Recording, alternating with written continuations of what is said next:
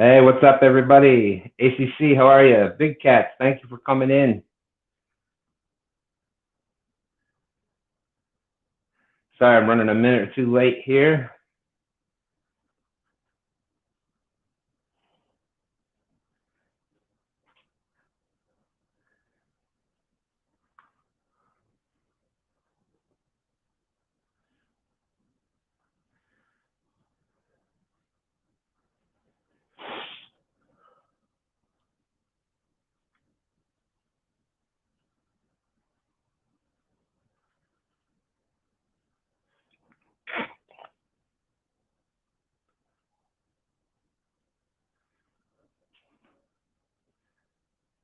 Hey, let's see, how are you?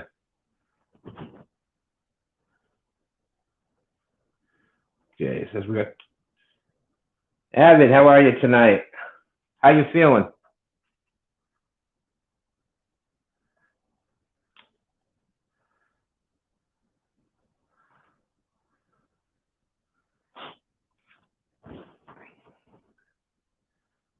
Hey, Josh, y'all were slaying it today.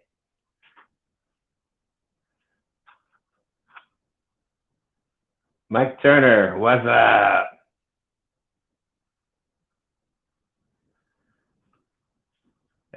Hey, Finn, thank you. Thanks for coming in.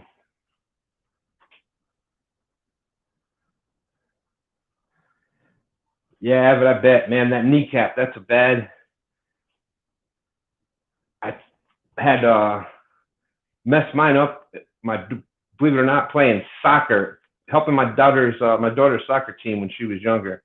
Just went to the right, put my hand on my knee, and popped my kneecap all the way down the back of my leg, and then they couldn't get it back in. Ugh. So you got to be in bad shape tonight.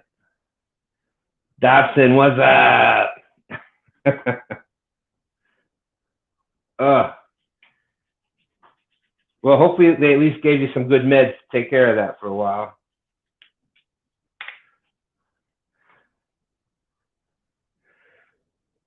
Hey, best friends, thanks for coming in.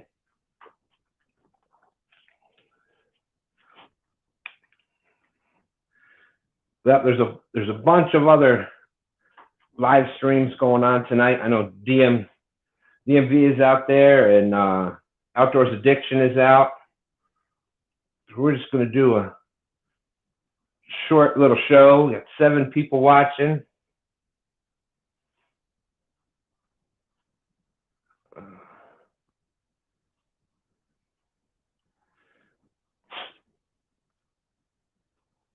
Got 7 people watching. Just wanted to go over some of the things that's been happening in the last week. We've had a bunch of bank live streams happening. Got Kentucky Big Cats that did his first live stream. What a pleasure that was, just sitting back talking with him for a few hours that night. Today we had Josh and Art from One Ton Fishing Club here in the great state of Virginia. And they were nailing them out there today. A couple of fish right around the 20 pounds, and then a few others, and they just did a great job. And you got Jesse from Outdoors Addiction. He's been doing some lives lately, and he's been catching a few on every one of the lives. Ed Dobson went out, and Celeste braved that wind that almost took him out. I was on when he was there, and he was going to go out fishing. I was going to have a double live where he was fishing live, I was fishing live, and the storm just blew into where I was, and it was just a pouring down. Let's see.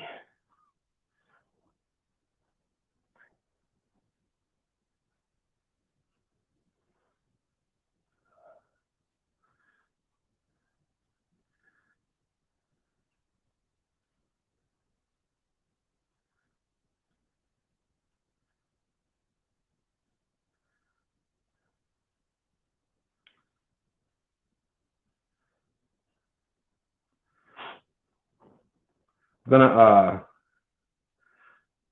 gonna put the link up Still new at doing that. So where's that post comment? If anybody wants to come in,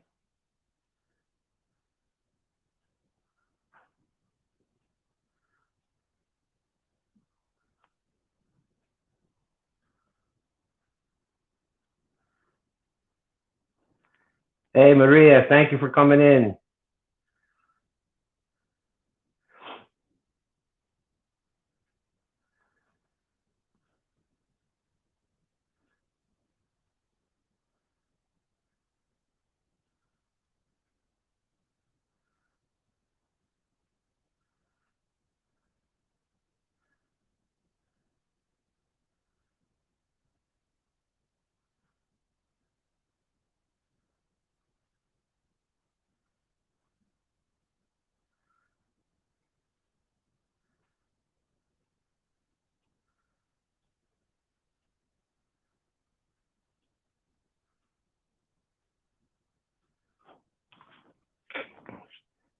There we go. Yeah, Finn, you did a great job on Palmetto's show the other night. I have those the rigs that I'd won from the other show you were on. But I did a really great job explaining them. I'm gonna hook one of those up on the next live that I do.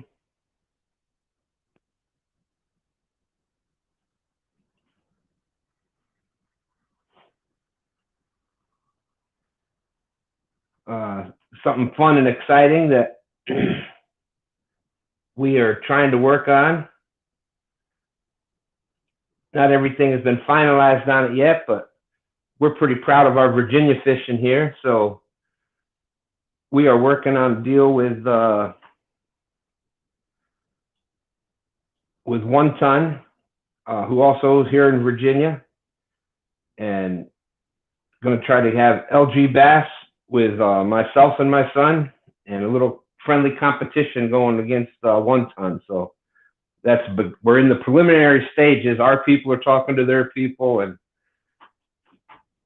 things are still kind of a little hush hush. But that's what we're trying to work out.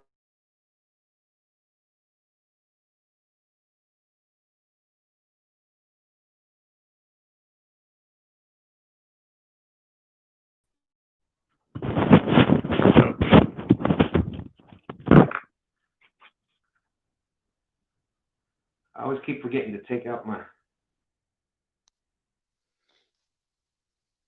I keep forgetting to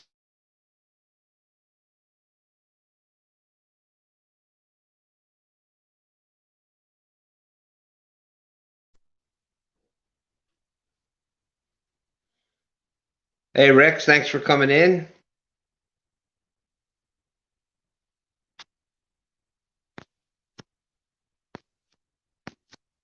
Let's see, did I miss anybody?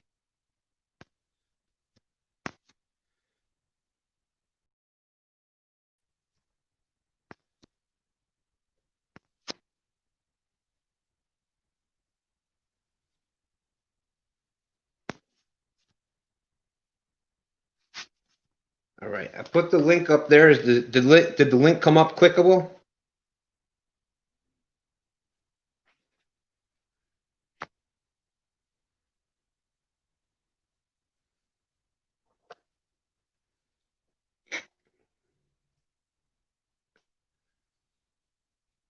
Yeah, but I tell you,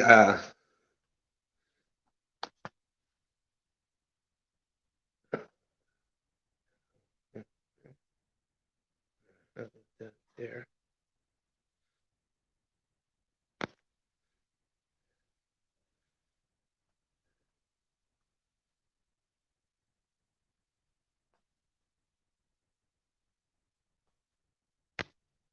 Oh, lost somebody. Oh, I'm doing good, Marie. I'm doing good. Part of what I wanted to talk about on the show tonight is all of the new bank fishing lives that are happening. I know Maria, you and Dobson have done it for a while. Avid, one of the better bank fishing lives out there. 1 Ton, my Virginia brothers, what's up? They great job on the bank I started doing the bank lives a couple weeks ago with my son. Of course, you got Chunky and you got DMV and Jesse from Outdoors Addiction just started doing it. So it just within the past. Glad to hear it, Ace. A lot of people have been worrying about you, brother.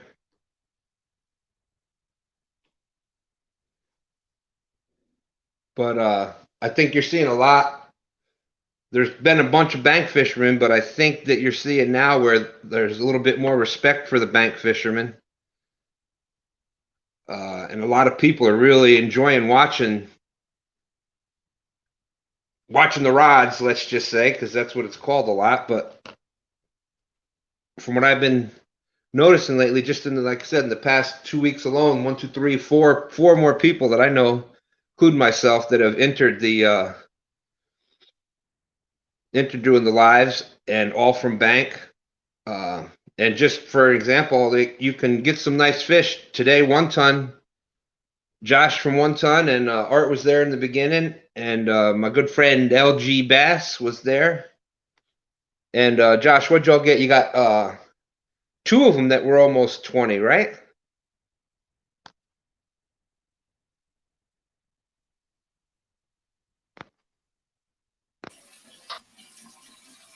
Hey, Stan. Hey, I did it. How you doing, Mr. Avid? Doing all right.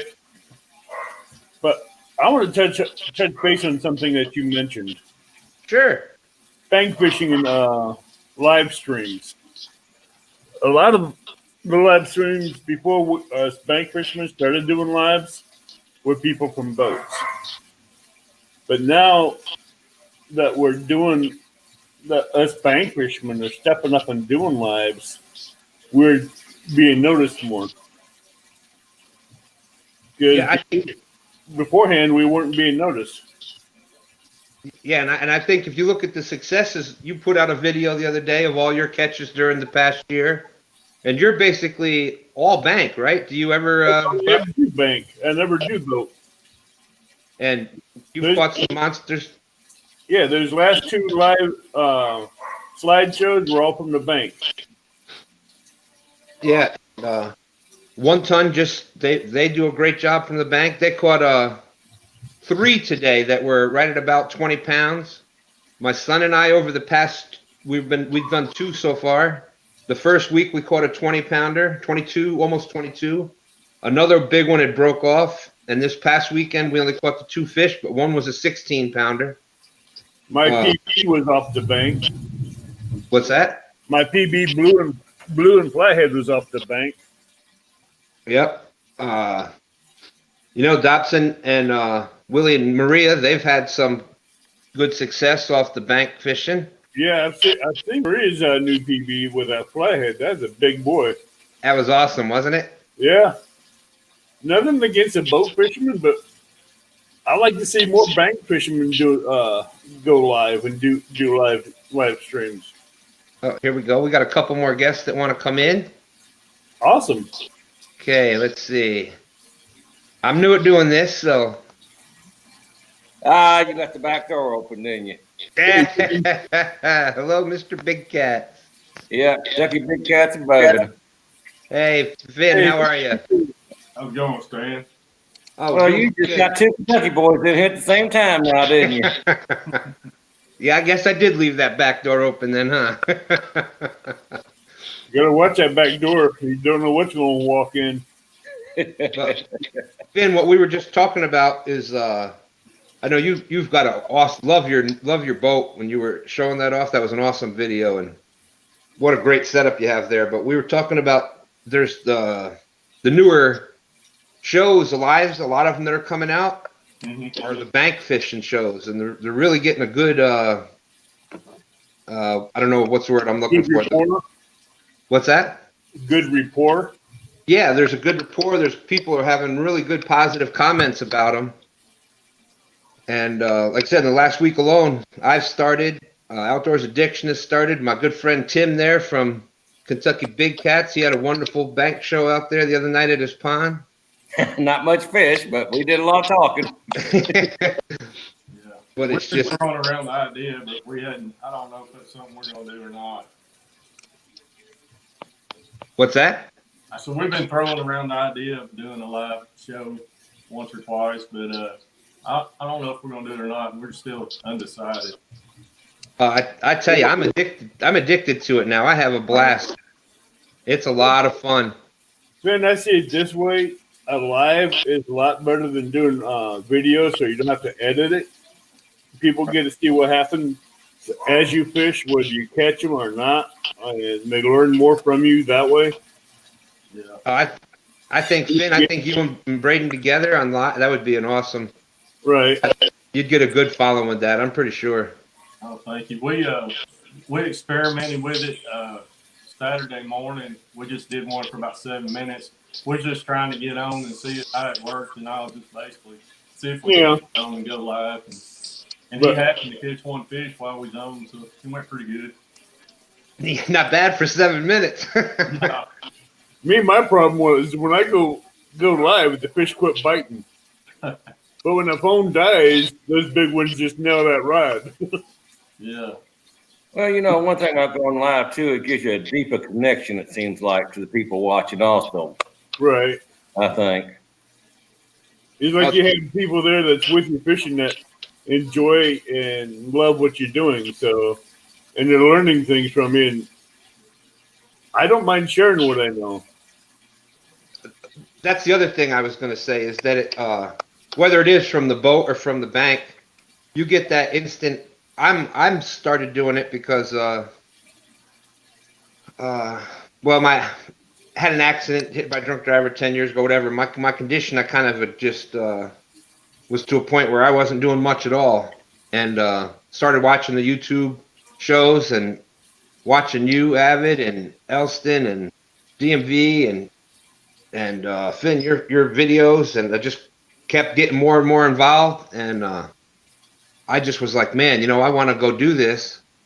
And then I'm like, you know what? If I'm doing this, I wish I could, if I could just get one other person, if I could help one person to just get some motivation to do, whether it's fishing or just going out and sitting on their porch or whatever it is. If I could inspire somebody, just one person, to get up and go do what they want to do, well, that's why I started this.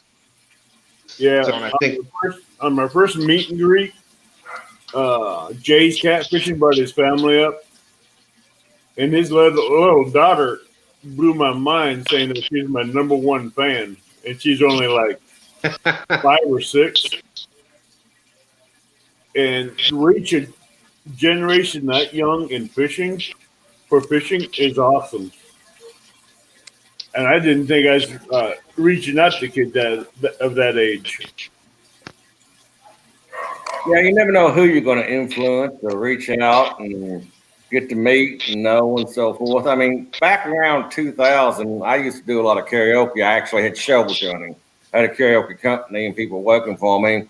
And I always enjoyed that interaction out there with the public, with people and so forth. And I guess getting into this kind of evolved from kind of missing having that contact with different people and meeting new people and stuff. I agree with that. Yeah, I totally agree too. I used to manage restaurants, so I was dealing with 1,000 people a day. And one of the big things that when I was managing a restaurant, I tried to take it upon myself that I wanted to at least say hello to almost every guest, to as many guests as I could that came in. Right. It was just I don't know, it was just something that I thought was important. They see the person running the joint, just says hello to them. It meant a lot to a lot of people, and it did help. People would come back all the time just because we were that. They knew that somebody was going to say hello to them. Right. But when I do my lives, I like to interact with people in chat. Not just with the guests, but the guests and the chat, make them all like one big family and just having a big talk and conversation. Yeah. Well, that was the other thing I was going to say about the live fishing is that that's the other thing. I wish if there's anybody that you meet a lot of people that are just getting started and they have questions, and you can do it right then and there on the water as you're fishing. You get to literally show them what question they may have.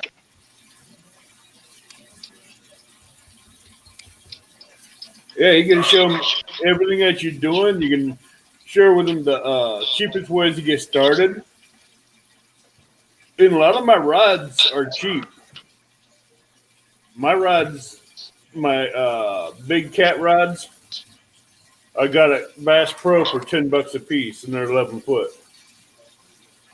Yeah, Well, I started years ago when I started out. I was using the Bass Pro Power Plus rod. $20 a lift, any size you want. They were actually decent rods. I mean, I've upgraded now. I'm using the Chubby Cat CPR when I'm on the boat, but Yeah, I still use them from time to time, especially from the bank. I like the Power Pro Plus rods from Bass Pro were good. I broke my teeth on them with channel cats, and that's all I use on channel cats now. Now I get my Okuma longitudes and my two big cat rods, the cat buster rods I use for big cats. Let's see. Don't want to cut anybody off here, but Catfish and Katie, thank you for coming in. Have Crazy here. Of course, we got Willie and Maria here. Let's see. There's somebody else in the back. Wow, we're going to have a group. Oh, we got Mr. Art from One Ton Fishing Club. Awesome. Let's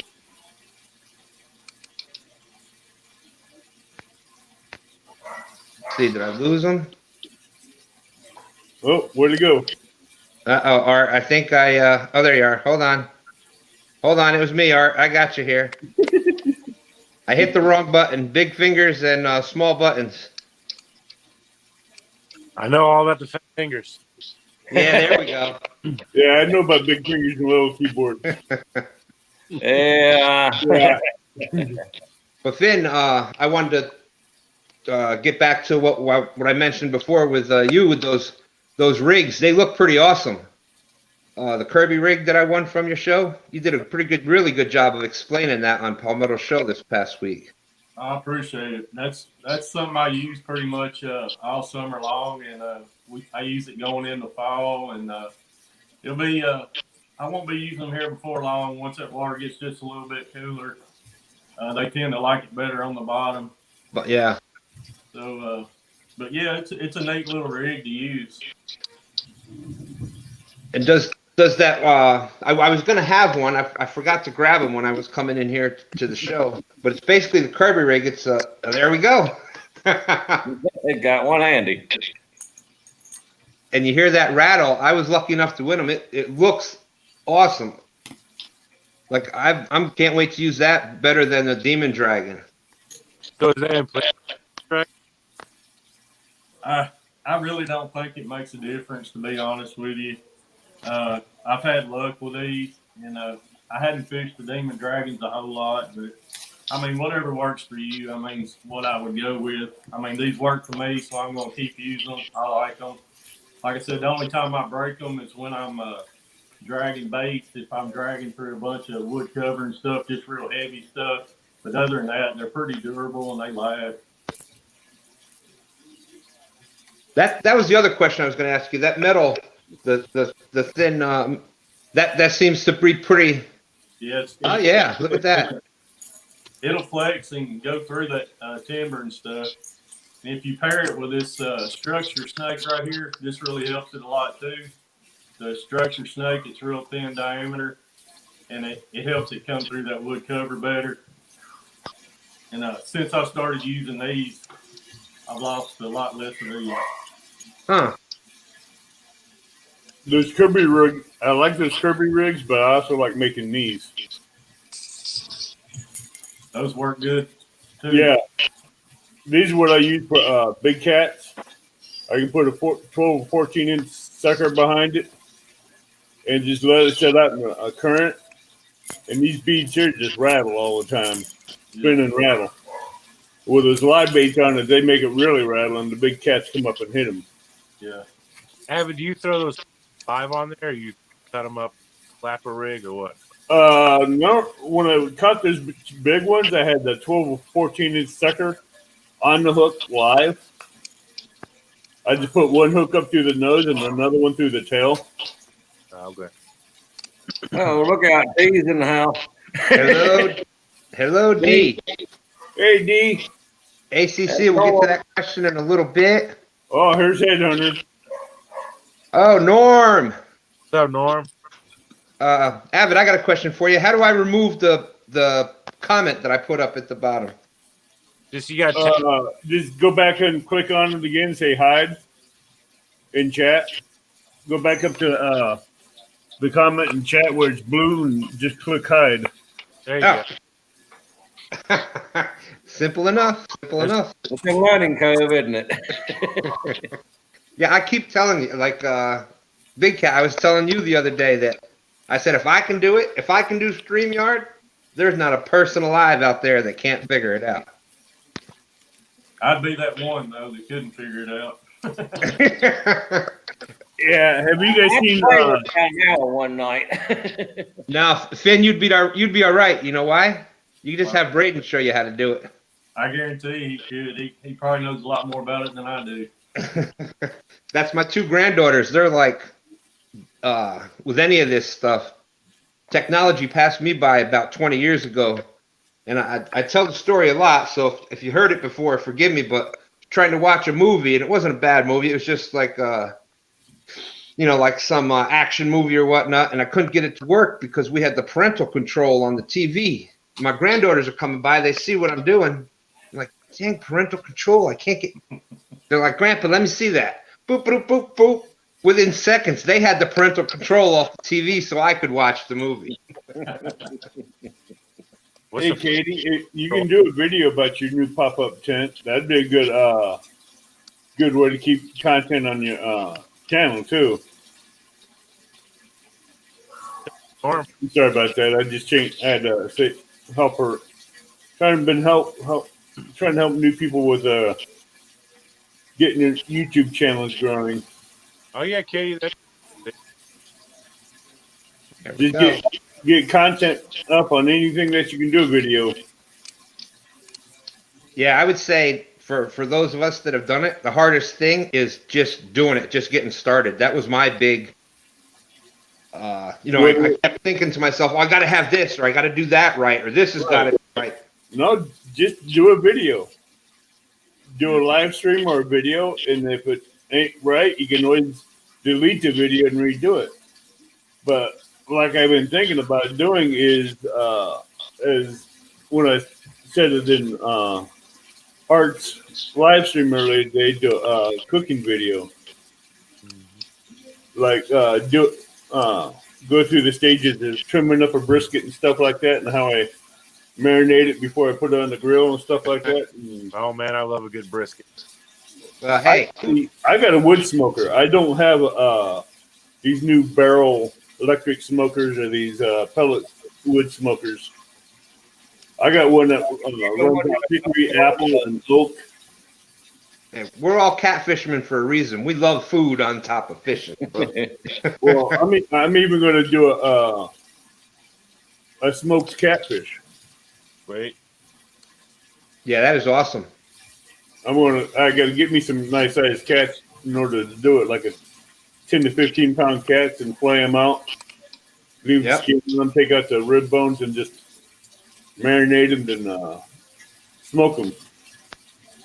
I even smoke salmon. Yeah, salmon, trout, eel is amazing. I love smoked eel.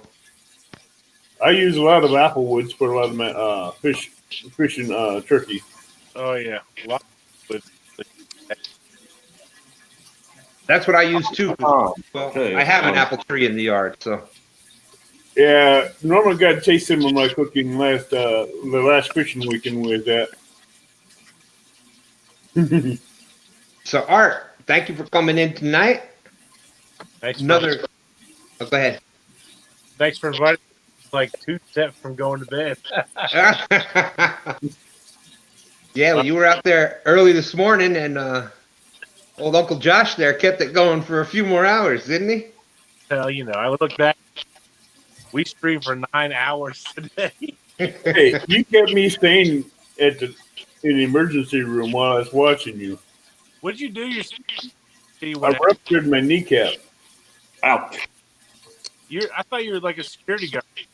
I am, but what I did is I got up and I turned wrong on my kneecap and ruptured it. Oh yeah, I hate that. And that hurt. I was telling Stan the other night that I had both my knees already replaced. Oh, going on about 9, 12 years ago, I guess now. I forgot exactly when it was. I was 46. Yeah, I think eventually that's going to be. My knees have pretty much gave out on me, so I think that's in my future. Unfortunately, Well, my left knee has been the target for injuries in the last 10 years. That left knee's been hit twice, injured twice in the last 10 years. First time was a forklift going right through the muscle and missed both bones, the blade of the forklift going through it. Now I got a ruptured knee on it. I keep working that knee out to make it stronger and better every time. Yeah, there you go. And it's stronger than my right knee. Not now it ain't, but it will be. so Art, I kind of I don't know if you spoke to Josh yet or not since last time we had spoke, but we're I kind of mentioned there may be some little coordination going on between us and LG and 1 Ton Fishing Club there for Virginia. Actually, I would like to see that happen. Yeah, we just got. Well, everybody's busy scheduling jobs and stuff. I don't see why we couldn't happen more. I mean, if you guys. Good night, Betty. Hey, good night, Betty. Thank you for coming in. Sorry if I missed you there. Let's see. My other brother from Virginia, LG, was in. Mr. Molina, how are you this evening? We got Norm. I think I got everything. Not going to happen, Norm. Hey, Mark. Catfish and Crappie. Mark, how are you this evening? Thanks for coming in. We've got a couple discussions going on up in here. But like the discussion we were talking about earlier. Yeah, look at old Josh out there getting it. I like the live streams from the boat. Going down. And I would like to see a lot more bank fishermen step up and do more live streams.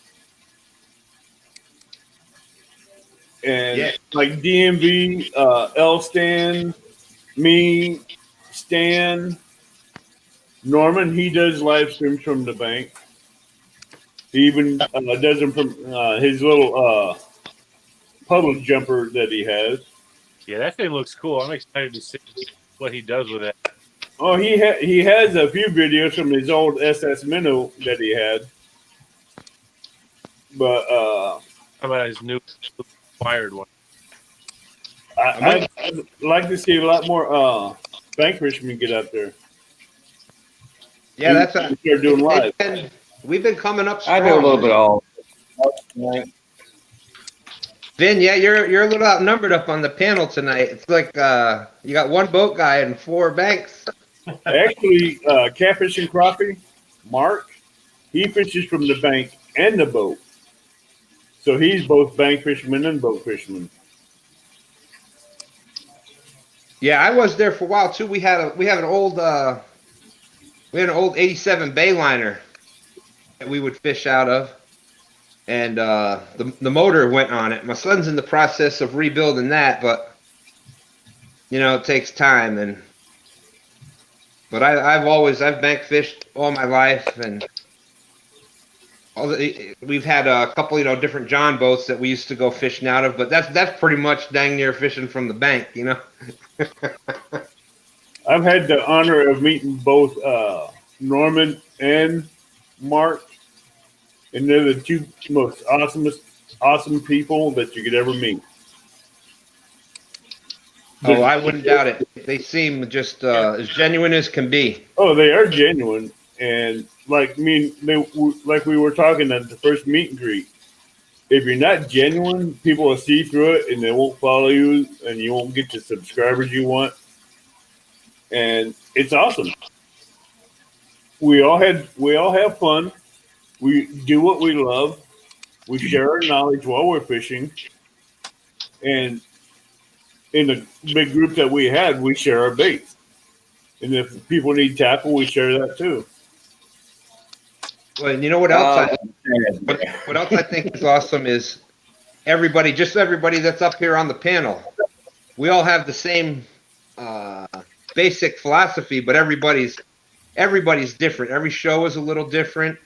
Everybody's from a little bit different part of the country. Everybody's got a little different way they do things. But for the most part, we all pretty much have the same values. And I think that's why we all get along so well.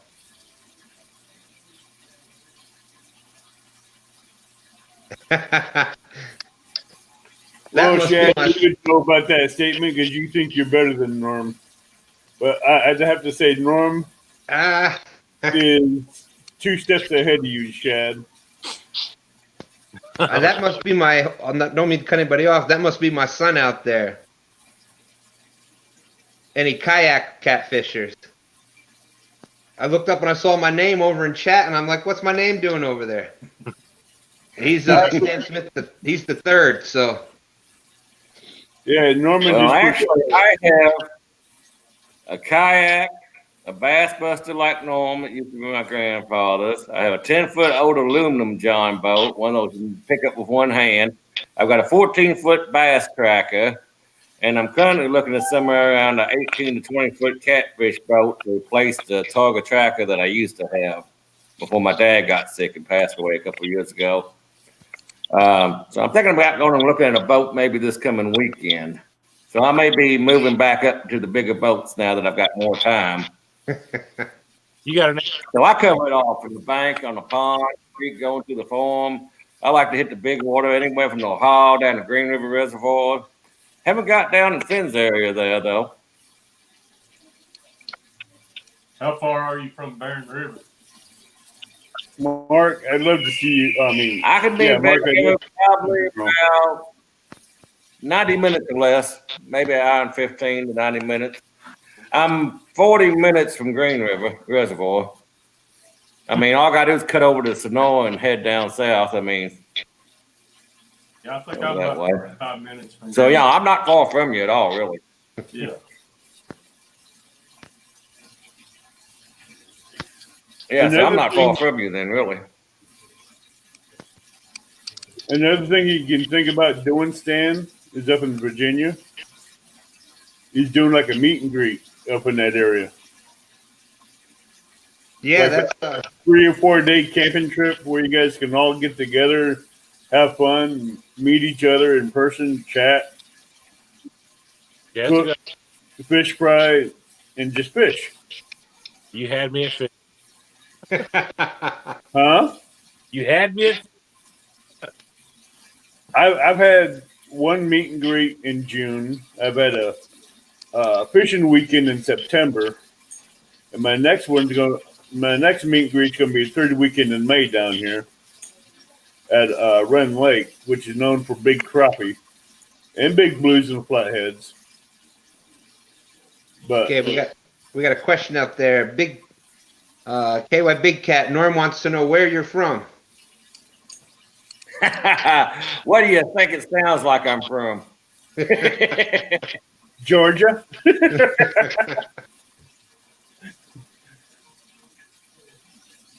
No, I was born and raised in Kentucky. I just don't do the O's. I sound more like Western Louisiana over towards Beaumont, Texas. I've traveled all over. I lived in Georgia, in fact, a couple of years. Lived in South Carolina. Lived in southern Texas.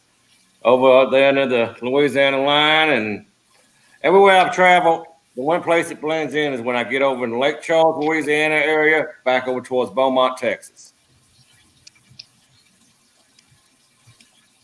I'm down in Nelson County, just about 15 miles south of Boystown, in a little town in New Haven. I thought you were talking about my accent. That'd be good, Stan. Have a meet and greet in April or May, right when it's Yeah, warm enough to have it. Here in April, it's about the perfect time of year. Plus, in the James River, that's when the shad are running up and the stripers. So you get everything from the shad. The shad is similar to what everybody else goes fishing for. Hell, Skipjack. Yeah, with Chad, all you need. skipjack. Thank you, skipjack. Yeah, with Chad, you just need a good cast net and you can catch some giants. Another. Like I was saying, in May, that's when catfish are starting to come up to pre-spawn. Yeah, well, up here in Virginia, the shad that run up are your hickory and American shad. So you're actually fishing for them. You'll catch some. You'll catch some big American shad, and they call the poor man's tarpon. They'll jump out of the water and they put up quite the fight. I'd love to try. What's that? I'd love the only thing that sucks is that they're protected.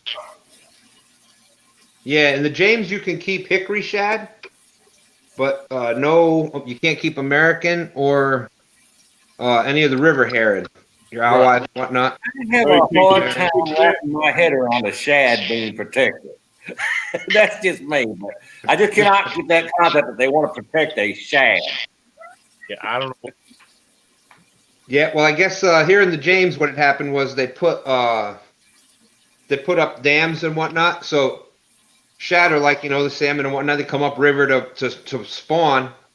Well, by putting them up, it blocked their passage up the river. So their numbers dwindled and dwindled and dwindled. So that's why they were putting in all the protections for them. Well, that's a good. Hey, Stan, you're being asked what eighth is that? He was in here just a little bit ago. Hey, Lynn, how are you?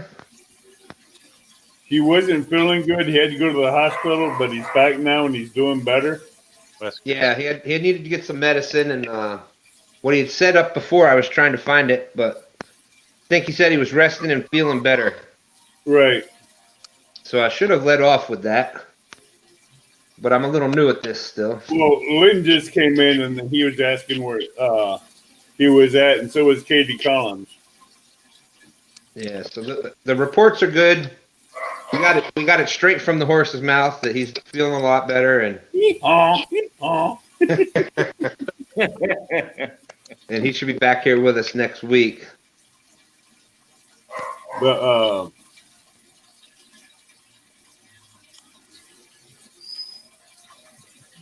this catfish community is really awesome. We help the growth, the sharing, the love that we have for this community, for each other, and everything we have is great. Norm made a statement in here earlier. I got to find it again. But I think he hit it on the head with that statement. Let me find it. Well, I got a question for you, Everyone- James River boys. That way. Yeah, go ahead, Cam. Do y'all remember a fellow that tried to get the Catfish Nation going a number of years back? Were y'all in the area at that time? Is that name familiar to y'all? No, I only moved down here in 2011. Yeah, well, I don't know if you knew the Brotherhood of Catfishermen either. That was around a while back. I mean, I'm going back 15 to 20 years, and those were two big groups at that time. And Catfish Nation fella, he was over there on the James River. I found that statement that Norman made. Everyone is different, but we're all after the same thing. Fun, friends, family, and catfish. Yeah, I missed that one. That's up there a good ways back, but that is a statement that couldn't hit the nail on the head any better than the way he worded it. Absolutely. Yeah, and that's pretty much what I was saying. It's we've all got those pretty similar values, but There is that little bit of difference, but we're all going for the same thing. Yeah, we all have our different ways and different techniques about going and doing it, but we're all after that same concept.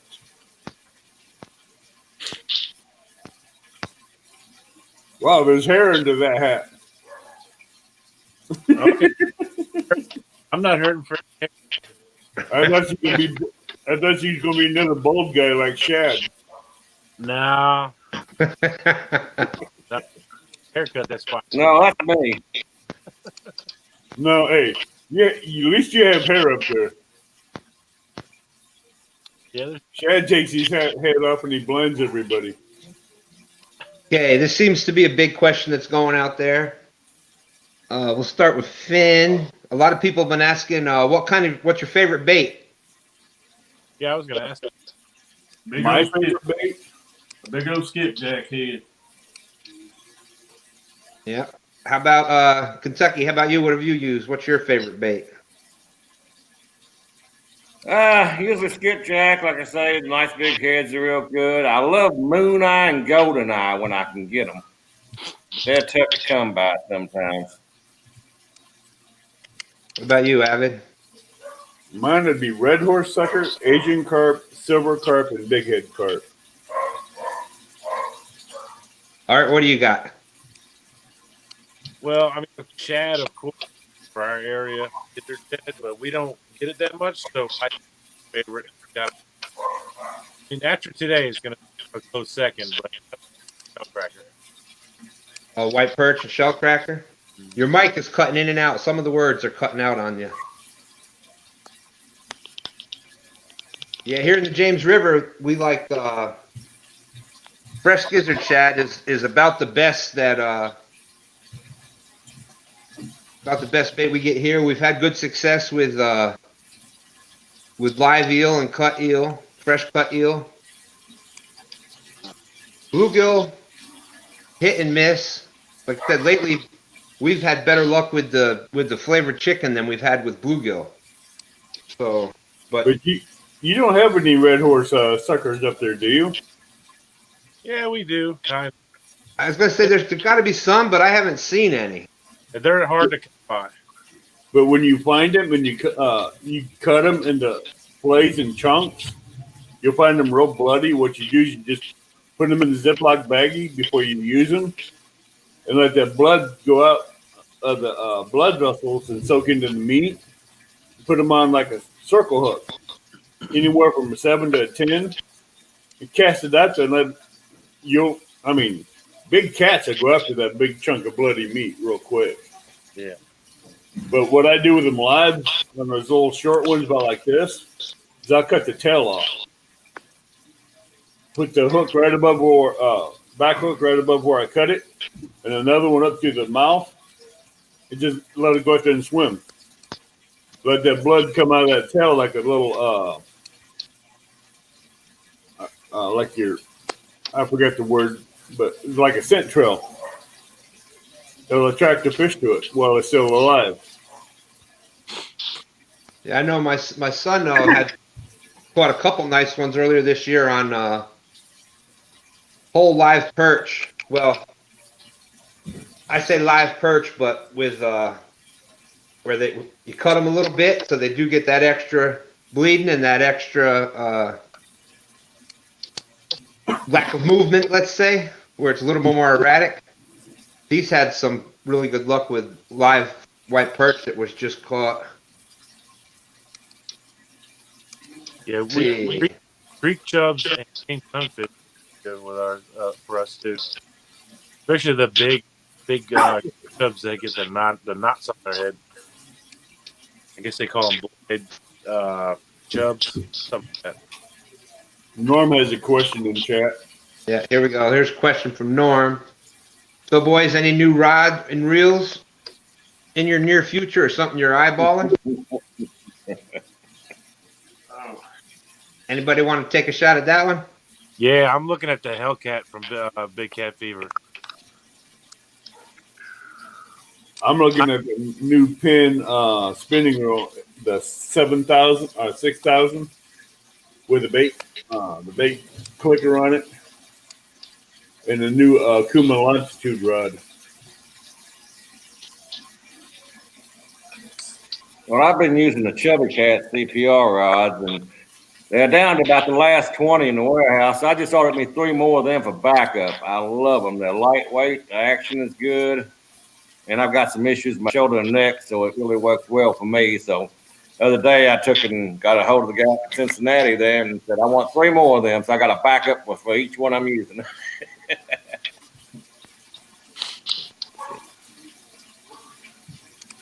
If in anything you're looking at? Right now, I'm using the slime cat rods. I like them pretty good. I am looking to get a couple more backups, and like Art, I'm interested in trying out that Hellcat. I've heard a lot of good stuff about it, and I like to try it out. Can't wait to see the rod, Mark.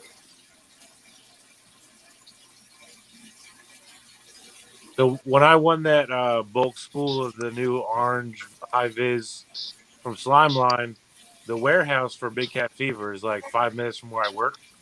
I went to pick it up there, and he let me see one of the Hellcats before they were released. I took some pictures and stuff, but it should be coming out. Really, it's nice looking fish, and just the product put out to begin with. So I'm interested in checking out the Muddy River rods at the Catfish Conference when it comes around. I've heard so much about them, but I'm not going to order anything like that to actually feel one in my hands and see how it feels. Something that expensive. I actually got a chance to see one at the last fishing weekend we had. Those things are sweet. They're a really nice rod. They look like it, and I've seen Combat Coral using them here lately, and he's landing some awesome fish using those rods. And it looks like they got great action to them and durability and so forth. So I'll probably end up with a couple of them come February too. I was gonna say they're a pretty sweet looking rod. His setup looks pretty nice with all those matching blue and white rods out there. Catfish Headhunter is the owner of one. A Muddy River catfish rod. Yeah, courtesy of your last fishing get together there, right? Yeah, he won that one from Jason. Now, let's see, Norm, can you answer this question? What was it that you were using for bait when you caught that big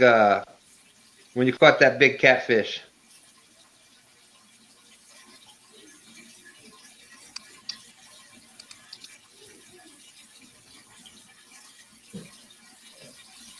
If he's still here. I know what he's going to say. I know the exact answer to that question, Stan, before he even answers. The big head. I know what he's going to say before he even answers. Or Asian chicken breast. And anise. Oh, yeah, anise. Chicken breast and anus. You can't beat it. Would you stay away from He's looking at the bumping rod. I'm kind of got a bumping rod in my future too at some point. I'm going to give that a try when I get boat set up and on swifter water where it'll work too. I'm real interested to try that bumping. I've never have before. I guess Norm must have left. But yeah, I heard it was on chicken breast. Did he had the anise in it, Evan? Yeah. That's what I heard. All he ever uses is chicken breast and anise. Well, anise, along with the scent, it helps put out a little bit better trail also, I think. Yeah, well, in the Kaskaskia River where the underwater current's moving at almost maybe a knot to 2 knots or 3 knots an hour, that's putting that scent way down there real quick. Hey, Becca. Oh, hey, Rebecca, thank you for coming in tonight. Okay, I was actually going on out, but I spent over 6 hours running the combine today, and I'm going to have another 7 or 8 hours in it every day this week. We just got into harvest, and we're trying to get it done while this week's weather's supposed to be clear all the way up to Monday. So I'm going to have to bow out of here and go get me some rest to get at it again in the morning. All right, well, we appreciate you, big cats, and for anybody that's going to the Catfish conference, we were having a little talk on Big Cats Live about having a little karaoke out by the pond. Yeah, well, I'm about 45 minutes from it, and I got plenty of room out here, and maybe have a little informal get together and smoke some meat on the smoker and put together a meal and everything. Just have some fun for anybody that comes into the area that wants to, if it works out. So that's not in the planning stages. So we'll see how that develops, and we'll keep everybody informed once we have a little bit better idea and see how kind of interest we have. Like I said the other night, Big Cat, it's been a pleasure meeting you. I had a really good time sitting there on your live the other night, talking with you for a couple hours there. I'll probably be doing it again this weekend sometime. Like I say, I got to get these soybeans and corn in before the weather really gets bad. That's my main priority at the moment. I'd rather be fishing, but got to pay the bills too. Oh, yeah. Especially during this time. Good night. I've had fun. All right, Big Cats, have a good night. Good luck with the harvest. Before you can even think of going to the Catfish conference. Let's see. So is LG Bass still in here? Is my friend Tom still in here? Yeah, he's still in here. I was waiting for him to comment on our upcoming challenge with 1 ton here. Yeah, Josh jumped right out with saying about not going to lose, and I was waiting to see what his comment was. Said you guys were going down. I've seen that one. Dan, in his What's that? Hey, my phone's about to go dead. I'm fixing to have to hop off myself. All right, Ben. Well, I appreciate you coming in. I was glad to see you jump up here. Thank you very much. I appreciate you guys having me. Tell Braden we said hello. We'll do it, bud. See ya. All right, thank you. Bye. Man, Braden, y'all seen Dink's videos? His crate is great. I love Braden. Yeah, Dink's Fishing. That's an awesome channel. This screen might break with all this ugly on here. I know. I don't know if it can handle it. Hey, my laptop sees me every day and it hasn't broke yet. Oh, that's right. That's right. Mr. Tom there was Mr. Tom was representing Catfish and Crappie out there with the hat on today. He had a Palmetto sweatshirt on too. Yeah. Had the old Lucky Palmetto. That has been my lucky shirt anyhow. Which one's that? My Palmetto Cats t-shirt. I wear that most of the time when I go fishing. That Palmetto Cats t-shirt. Need to get a hold of Realistic and see about getting that shirt from him. Yeah, that's what I'm fixing to do. And the good thing I have noticed with a lot of the fishing channels, especially the catfishing channels, is that their merchandise tends to cater to us full-figured gentlemen.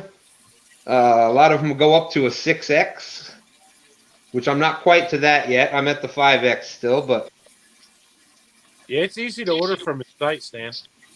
Becca, I own Ugly, so I'm the king of it. I ain't ashamed of it. I mean, Abby, we're not arguing with you, buddy. you didn't get the nickname Bigfoot or Sasquatch for nothing, did you? No. Ain't nothing wrong with it. It's like Bigfoot. He's a quarantine king. What I'd like to see is Mark coming out with a shirt. Catfish and Crappie shirt. It has to be more than hats, man. Yeah. More than that, you already got a shirt out 1 ton. Well, not yet. We're still working on it. I had these made by this someone local. We're still working on it. We could probably end up using Palmetto's logo company and getting it done professionally. We can use, because they hook you up with all of the different files you would need, like your YouTube logo, shirts, hats, like even the little subscribe button on the screen, all that. If I do a shirt or a hat, I won't have a YouTube logo on it or any of that. Yeah, you should do one with the side profile Sasquatch walking and turning and look. I'm trying to get a hi Lyle. How are you doing? Hello, Mr. Lau. How you doing? I'm trying to work on catfishing with crappie and Bigfoot logo to where it all fits together. Yeah, and I can tell you, Art, there's the palmetto shirts. It's a really good quality. The what do you call it, the decal or whatnot. Mine's been washed a few times already, and it's just like day one. It's really pretty decent quality shirt. I got a realistic shirt.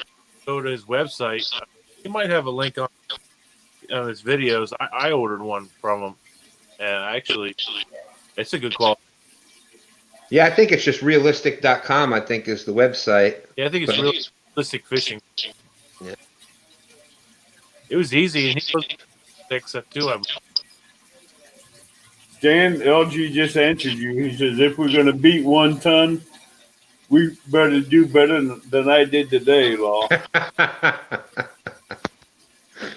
I don't know. 1 ton did pretty damn good today. Yeah, we did. It's one of our better days, except for pond. Yeah, I'm saying what you caught pretty close to 60 pounds of catfish. Over that. Yeah. Over that, I think it was closer to 80. Yeah, it was 3 almost 20 pounders, 1 like 3-pound channel cat, and probably like an 8 or 9 blue. That's still great. Yeah, it was good. That spot we almost have given up on the spot because we've only caught 1 catfish there, and it was our 3rd attempt at this. There's a really big catfish tournament where they weigh in there and they release all the fish there. Dude, they gotta be hanging some of them. Like I can't. I noticed you guys were casting out about 20 feet from shore or something like that. Do you guys normally fish shallow, or do you try to cast out farther?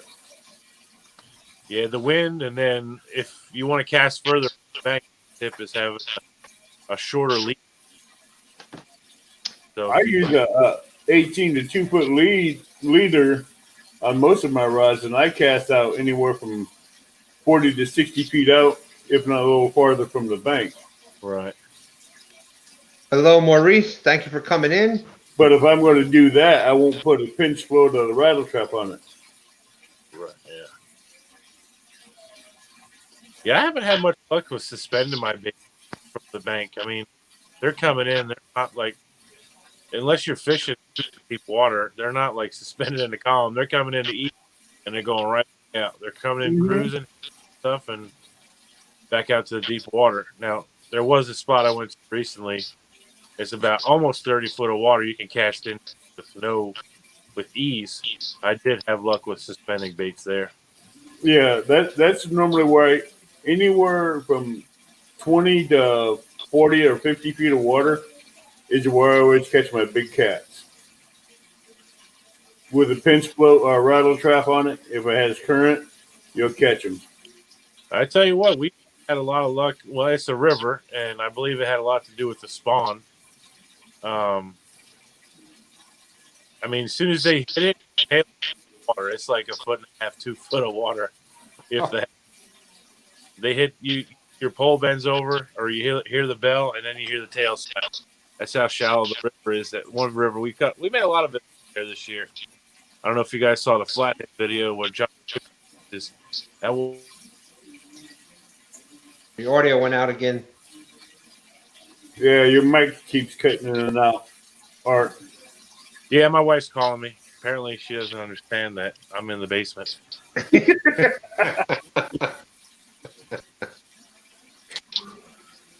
I've been there, done that. I understand. I didn't tell her I was doing this, so it's okay. It's not her fault. She probably thinks I'm just down here hanging.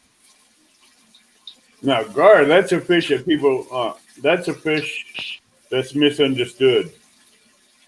Gar is a fish that will help maintain fish population, especially with Asian carp big head carp, silver carp, and stuff like that. And they're also good eating fish. They're a predator fish. They don't eat dead fish. They'll eat anything alive that they get. Yeah, just some bones. That's all. Oh, actually, you're only eating like the backstrap of it, because that's all you got on it. It's a backstrap. Maybe it depends on the size of the fish, but I get like getting about 4 or 5 foot long, and the backstrap's about maybe an inch thick, if not thicker, and about anywhere from 2 to 3 foot long on both sides. And it's really good fish. Really good fish to eat. Yeah, as far as myself, I like shallow water right next to deep water. Like when you get the water channel come up to and you get a flat right next to it. That's a really good spot that I like to fish. Norman, that was because we were under trees when I tried casting that 15 foot. Yeah, Norm.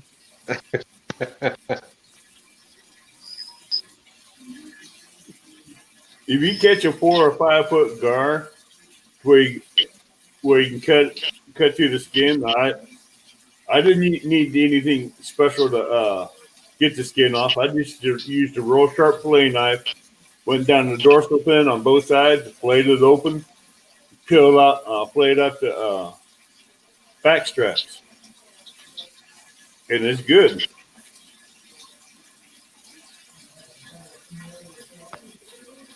I would love to try gar. That's one of the things Josh is always hoping that we hook up to. He's like, dude, that's gar. You probably noticed in a lot of our videos, Right. like we go through 4 or 5 different species, and it's wrong until we get to the tank. Dude, if that's a gar, cool.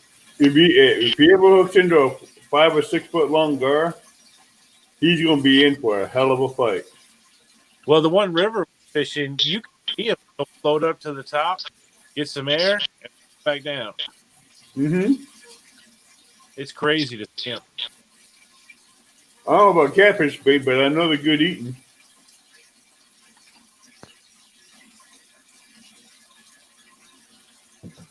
I put the link back. I put the link up there if anybody else wants to come in. We've been on a little over an hour now.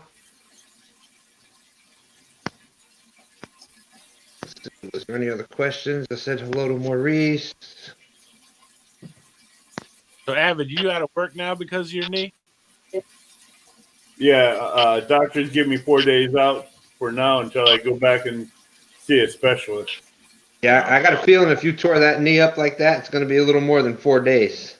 Well, that was the ER doctor, so I have to go see a specialist tomorrow. Yep. Dan, what about you? You say you're retired or something, or what? Well, I was hit by a drunk driver about 11 years ago, and basically they gave me same thing like Avid. First report was 5 days out, and that was 11 years ago. So I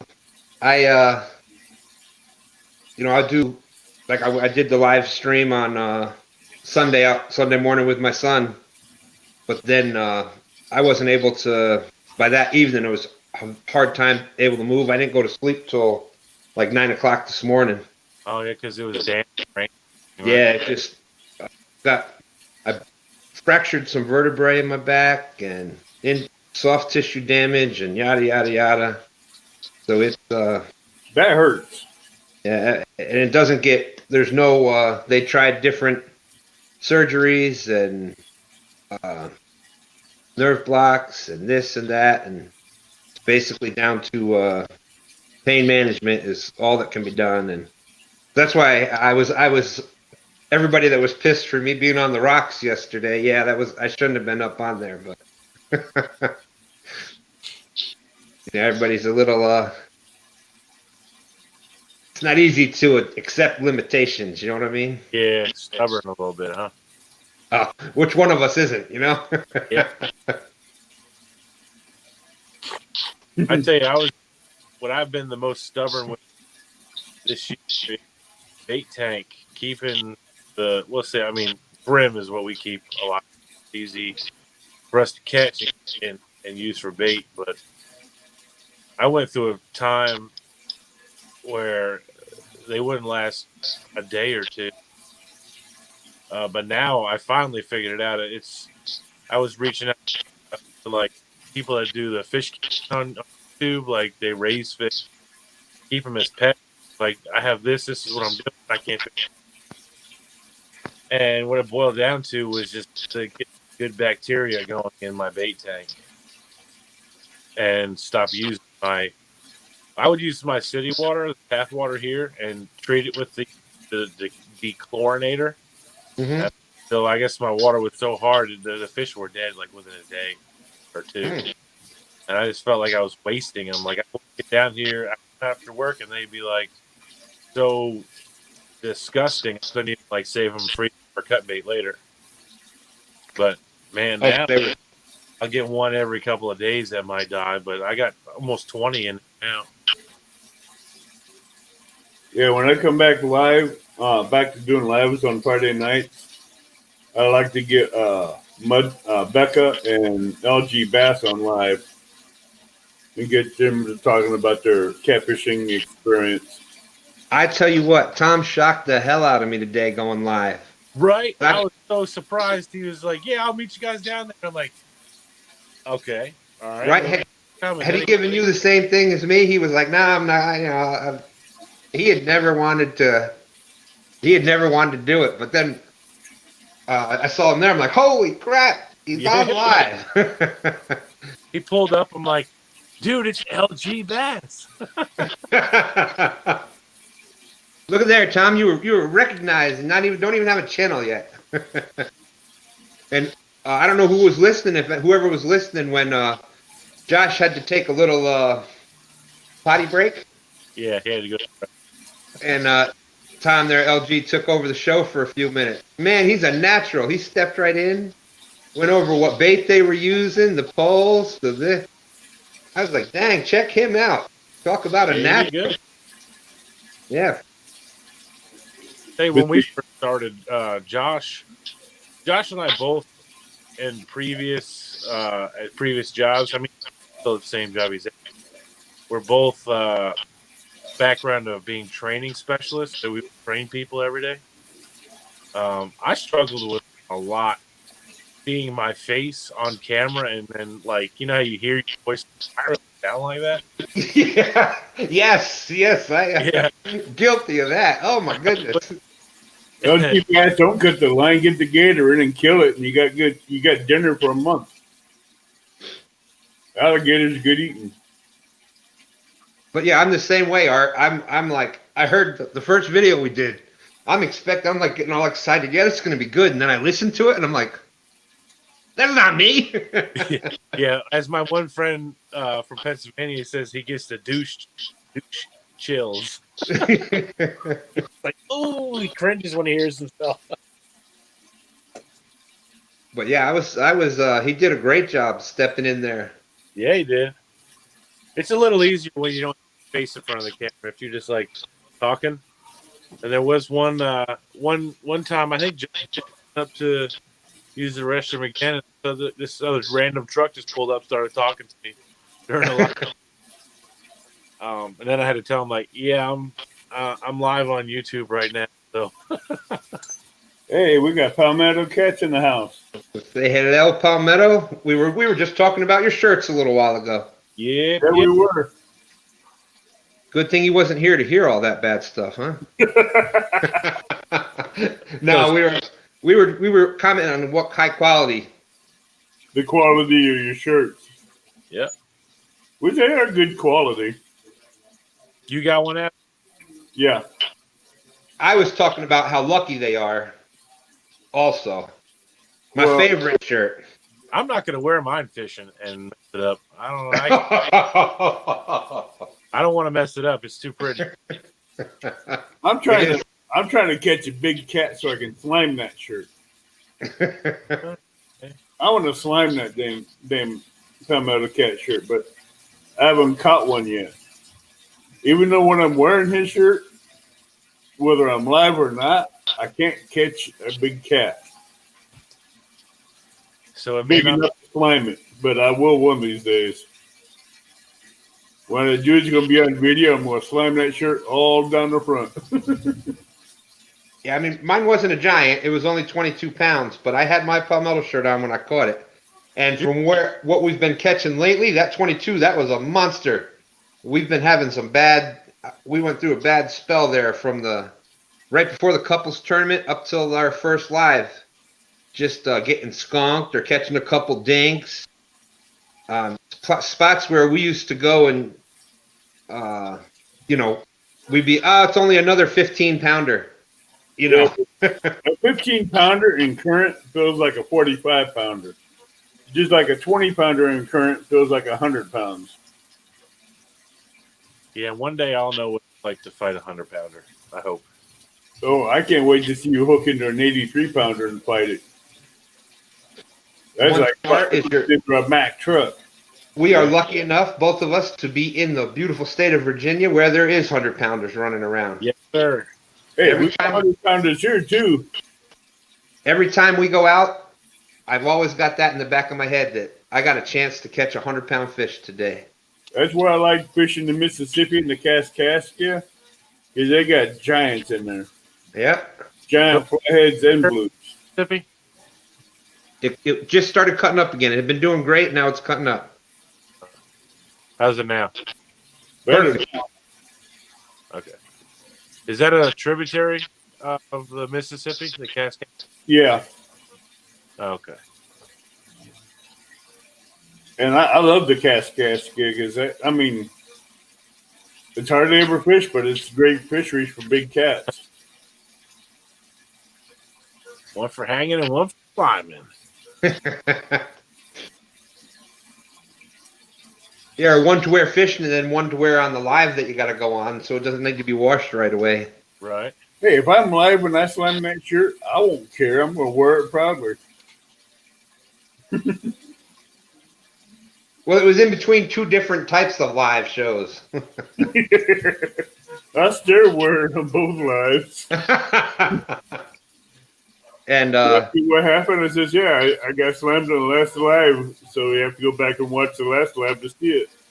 Since with Palmetto being in here, what a great series that you've been having with all the tech talk on the rods and reels and poles. And I think he's got another surprise coming out shortly that I'm really interested in. So I've learned so much over I've left a comment on the videos that I've been going back and rewatching them just because I've missed a couple of things, and I've picked up quite a few things just by rewatching the tech videos that's been coming on Palmetto's the past couple weeks. Really good information. Yeah, he has a lot of good information lately that he's been doing on these lives on Sundays. And it takes a lot to put that together. It's just not something that you just throw together. You got to take time to find the people that can come on your show and talk about the tackles, the rods, the reels, the line, and all that stuff. Well, and also try to keep everybody on track and not let somebody go on too far. Exactly. The rapport that Palmetto picks up and has with his guests right off the bat, that's amazing. That's a talent that he has that's just unbelievable. Me or him? Or this guy? I don't know. Kevin. No, that way. I had to write this one. Stan. I was talking about Kevin, Palmetto Cats. Well, Art was pointing towards you. I don't know what I'm doing. I thought I was pointing at the duck. My bad. Is that not the hardest thing? Is that not the hardest thing to? Exactly, because I point this way. There it goes. Yeah. Yeah, it takes getting used to. Yeah, it does. It's like trying to do the Elston touch my finger.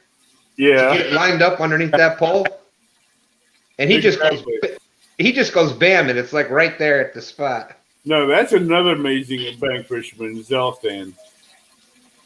Yeah, he Put on a heck of a show, and you land some big hogs. makes me want to go out and buy eel and try it.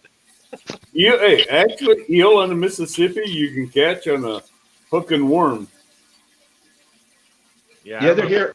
up north. Most of your rivers have eel in them. The James River should have eel in them, and you should be able to catch them on a hook and worm. Yeah. Do they have any in Lake Kerr there, Art? Yeah, I think they're in the rivers and stuff, but I've never caught one.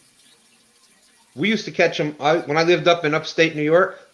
I was lived close to the Delaware River, and I don't know if anybody remembers that show, Filthy Riches. Or was it Filthy Riches or Dirty Riches, where people did? It was about people that had jobs on the land. Like one guy cut the burl off the. One guy cut the burl off of the. Off the trees, and the other ones dug up the bloodworms, and the other ones dug up the bloodworms, and the one guy did an eel rack out in the river, and he smoked them. That was right by where I used to live, so it was nothing to go down to the river when their eels were running, and you'd catch a bucket of them. I know they're slimy, but that's for sure. Yeah, they're slimy, but they have a lot of oils and proteins and blood in them. Catfish love. Yep. The easiest way to handle them is just make sure if you're not fishing in a sandy area, bring you a little 5-gallon bucket of sand, and then you just throw it in there with the sand, and you can do whatever you need to do with it. I like to keep the oil and slime on there. Oh, it stays on there. It's just that the sand sticks to it, Grip it. and it just helps you grip it. It's like the non-grip, the non-slide floors where they put that little bit of grippage action on the floor there. Mm-hmm. Yeah, just make sure you clean it up. Cut it though. That'll dull your knife. But that sand, it sticks to it. It actually makes that slime last longer because it really sticks it onto the skin. So the water over time takes that sand away, and it actually makes it leach out. It takes a little bit longer for it to leach out. It ain't the sand that's going to dull a knife. It's that skin and the bone that's going to dull the knife when you cut it. Because I cut the head off with that much body behind it, and just put a circle hook right through the mouth and cast it out. Yeah, I'm looking forward to Palmetto's show. Maybe one day he can get Catfish Dave. He's getting all those big names on there, like old Dieter and Spencer Bauer from River Certified. What I do is I try to get the young YouTubers on and the newer ones that's coming on and having questions and bring them on, get to know them, the small channels. So that way people get to see who's always in chat and get to talk with them, get to know them, get to find out more about them. Yeah, that's important, I think, for YouTubers. I mean, you see videos, but you don't. I mean, some people portray their personalities pretty good in their videos, but like the lives, get to just cut up fun and Yeah. like me. The lives, you definitely see on the lives who the people are, because you can't fake it. You can't fake it for 5, 6, 9 hours. Well, see, my longest live has been 5 hours. We weren't planning on going live for 9 hours. It just happened. When you got something going like you guys had today, the report, the fishing, and interacting with your chat, you can't get any better than that. And that just goes. When you got something like that that's going to rapport and the fishing on top of it, you can't get anything better. Yeah, we were planning on my batteries and my GoPro both dead. I guess the cold air zapped them probably or something. They were both charged like 3 days ago. Well, let's see. We got somebody else that wants to come up here into the chat. Kevin, I tell you what. I'm guessing we should let him in. One Ton Fishing has done an 8-hour live stream since his name is on the show, we better let him in. Hey guys, I'm not going to stay very long, but I just wanted to hop up here and say, Art, you're a young man. I'm an older man. But one of these days, just stick to it, and you'll have a 47-pounder or bigger. All Just right. make up your mind you're going to kick Ace's butt. My biggest blue, I didn't get it. We didn't have a scale the day I caught it, but it had to be in the 40s. But Well, I'm talking flathead here. You're going to outdo me one day on flathead. I appreciate that. How you feeling, man? You all right? I'm feeling a lot better. A lot of tightness still in my chest. A little hard to catch my breath at times, but I'm going to kick back out of here. And great show standing, guys. You're welcome, bud. You just get well. Thank you very much. It's easy when you got good guests coming up. Yeah. We were just. I'm glad that you stopped in to say hello, everybody. There was a bunch of people worried about you on the stream today when you kind of left out of there and said you weren't feeling good. And Yeah, I went and laid down for a while and put my feet up, and then went up and seen the doctor and got my meds. And sister picked up my meds for me, and I got to tell you, I felt like a jerk when I heard that because I didn't have a really good night last night. I was still a little out of it from my live yesterday, so I ended up going to sleep about 9 this morning. Oh. I didn't wake up till 1 or so this afternoon, and that's when I saw that you had sent me a message, and then I clicked on clicked on One Ton's live, and they were saying that you had chest pains and whatnot. And I'm like, oh my god, I feel he messaged me, and now I didn't answer.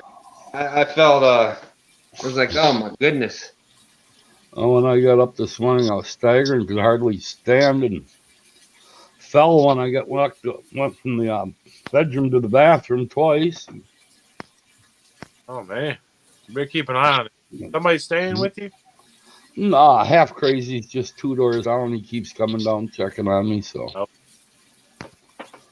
but anyways, Avid, like I was posted there in chat, you were talking about a T-shirt. You need to get one with Bigfoot holding the rod, have one of them pickled bass on the hook, and then a catfish halfway up the bass grabbing on.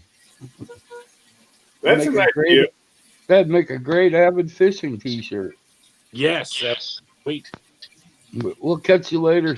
You guys have a good one. All right, you too. All right, take it easy, Ace. Yeah, there's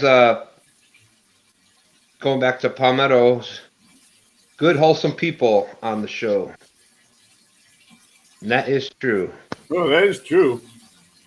Yes, sir. I just try to get people on that are new to the channel and stuff like that. So we all get the chance to see who they are and who's behind the name and get a chance to know them. And I would watch that 24-hour live stream, Palmetto Cats. Yeah, man, you do that, I might drive all the way down there and pop in on it. Hey, by what I understand, I think you're only I think about 3 or 4 hours away from him. Well, he's in South Carolina. It's probably like more like 5 or Like 6. a 6-hour drive. Yeah. I mean, it's not terrible. Close No, to it ain't that far. Me, I'm a 2-day drive from him. Yeah, no, here in Virginia, we're not far from the Carolinas. Stan, it might be a little longer for you because you're more 2 hours north of us, I think. North and east, right? Yeah. Yeah. Well, Stan, we're going to Saturday. I don't know if I'm going, but I know Josh is going. Our church, we go to a Foursquare church, and they're having a men's ministry, like dinner in Richmond. Really? Yeah, and I originally wasn't planning on going because I thought I had to work. I wish we had enough time to figure out early or something and fish with you, but yeah, that would have been great to meet y'all. I agree with that statement, Kevin. My wife has a cousin that lives in North Plainfield, so or not North Plainfield, Chesterfield. That's where I live. I'm in North Chesterfield. Okay. Actually, job up there not probably 2 years ago. Yep. I'm maybe 10 minutes from the 95 bridge. Okay. I just gotta pop out onto 95, or there's a back way that we can go, but it's like 10 minutes. Yeah, your last live stream, I thought your son was definitely gone in that river. That first time I thought he was gone. That leg kicked up and his other foot started sliding. I'm like, see ya. Yeah, well, he's a commercial electrician, so he's got to have good balance. So But not on slippery rocks, though. That's throwing the dice on that one. Yeah. I agree with Palmetto, though. It's none of this is a competition. We should. No, this ain't a competition. This is something we help each other grow. oh no, our one ton and our that's a competition, but Oh yeah. I'm just talking about life in general. Life in general, no. It ain't a competition. It's supposed to be a unison where we're all working together to help other people up when they're in times of need and encourage, lift up, strengthen, and get help each other out. well, just with Palmetto's one comment right there. How much better would the world be if everybody just did that right there? Oh man, We wouldn't have no wars. We wouldn't have no hunger, no famine, no crime, no crimes, none of that. this day and age, call it me. Very selfish situation. Right, but if we all did what Palmetto put up there, you would see crime rates, rapes, murder, starvation, famine, wars disappear. You would see a lot of that just go.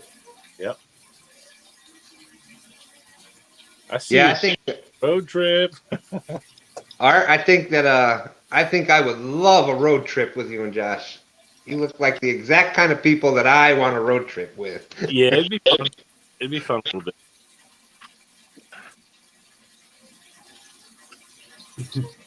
Is there any Chinese stuff up there in Richmond? They're all closed down here. Yeah, they just started reopening some of them. The one, it's not a buffet, but the one Chinese restaurant that's just up about 2-3 minutes from here. 2 to 3 minutes. I can go. What's that? You're breaking up again. You were perfect for a while.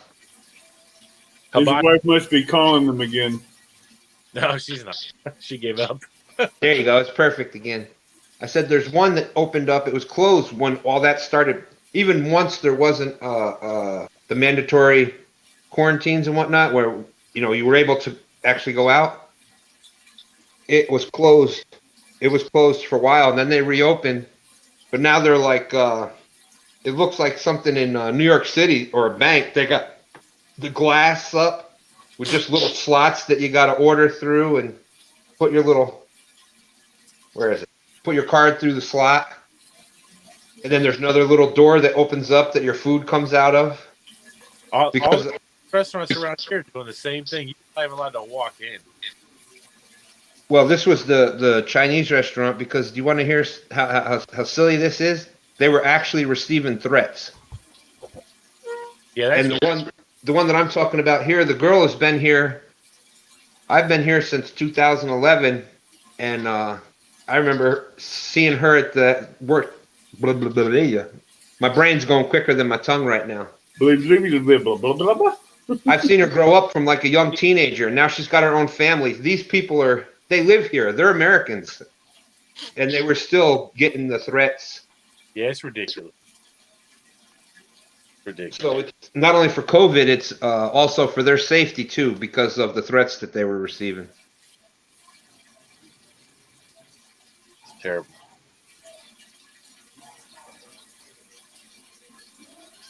Buffets don't like me.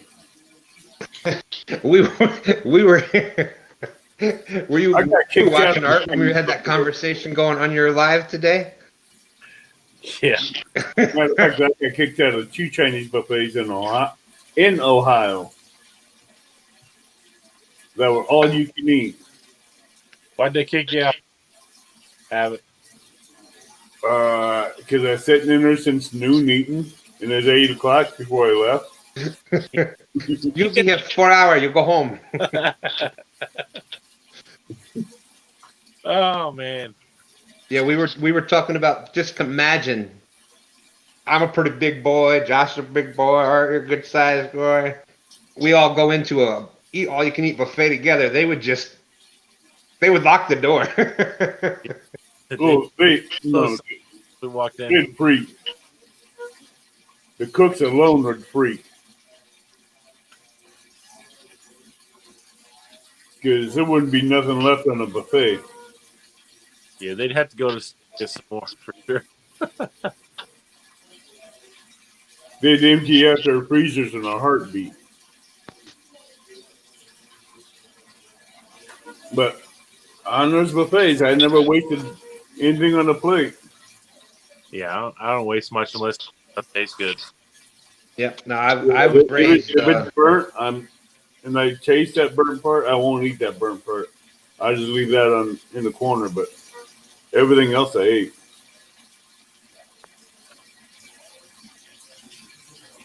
I was raised the way I was brought up. You don't waste No, food at all. if you're not going to eat it, don't take it. The way I was raised. I'm such a stickler with that even if, let's say, you put a pizza in the oven, you burn it, I still eat it because I feel like I have to, because I can't waste that food. Yeah, Right. exactly. My dad, you're not leaving the table till you eat all of that. Exactly. Yeah, That's the way. look at me. That's exactly how I was raised, Ace. You ain't leaving the table till the plate's clean. Now, there's several different things, but growing up, I played football. I mean, I played football until, I can't believe it's been 10 years now. But I even played semi-pro football for fun up in Pennsylvania, and when I moved down here. And when I was training and everything, like, I was still like 350, 360, but I still eat like I'm training and playing football. That's my problem. I ate and trained like a lineman, and I still eat like a lineman, and I'm not playing anymore. Well, that's been my biggest issue, probably, because I've always been a good sized person, but I didn't get to this size until after the accident. I just got a big appetite. I like to eat, and like I said earlier, I eat a normal size, and I'm still hungry. Yeah. Hungry. I didn't get to 260 till after I quit smoking. Oh, I was 200 by smoking. I was damn near 200 pounds by the time I was in 6th grade. But I was 260. I was probably in like 9th grade when I was 260. When I was in high school, I was 220 and I was smoking.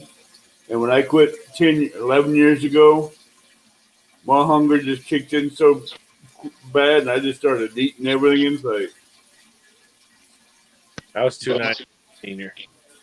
My problem is that I still have a big appetite and like to eat, but I can't do enough physical activity. So I'm going to have to force myself to. I'm trying to do a little more physical activity. That's why I was saying before how people don't realize that. You think YouTube, and it's been a huge help to me. It got me motivated to move, to do things. Where there was days where I didn't really matter if I moved or not, but just having good friends to talk to, and trying to go out to do that live, or I agree with that. You just start moving again. But there's no way I can do enough physical activity to match what I eat. So there's only one solution. I gotta eat less. Yeah, there's another awesome bank fisherman, Jason Lamb. I met him at. I met him. He's a awesome, good, down to earth person. Jason Lamb. He's another good bank fisherman. Where's he out of? He's out of Illinois. Illinois. I was going to say either Illinois, Kentucky, or Ohio. It's one of those. It seems like everybody is from Yeah, where's Ace from? He's Minnesota. I believe. Minnesota. Yeah. Oh, cool. I've been to Minnesota quite a few. Yeah, Jason Right. just has some killer stories about catfishing. He's an awesome guy. Do they have their blues in Minnesota? Or just channels and flat? I believe they have channels and blues, but no flatheads. Well, he's got a big.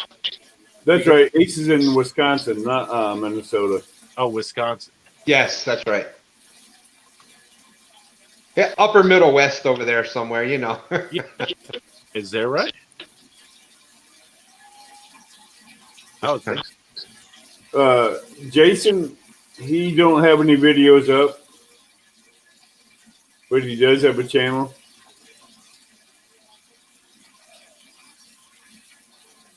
So, Avid, I got a question for you. What got you started or made you think like one day that you wanted to start making a YouTube channel or just involved in general recording what you do? Actually, it wasn't me that got me into it. There's other people I was teaching on the banks that told me I should do it. Okay. They had to get me convinced because I didn't think I had anything to show or share. Right. And when about 12 or 15 of them sat back and says, you need to do this because you took, one guy told me he took me, when I first met him, he's using a 12-foot heavy action rod for bluegill fishing. And he's using 60-pound test to catch bluegills. He'd rip their heads off. So hooked it. Hey, no doubt. That's what I told him. Arch down.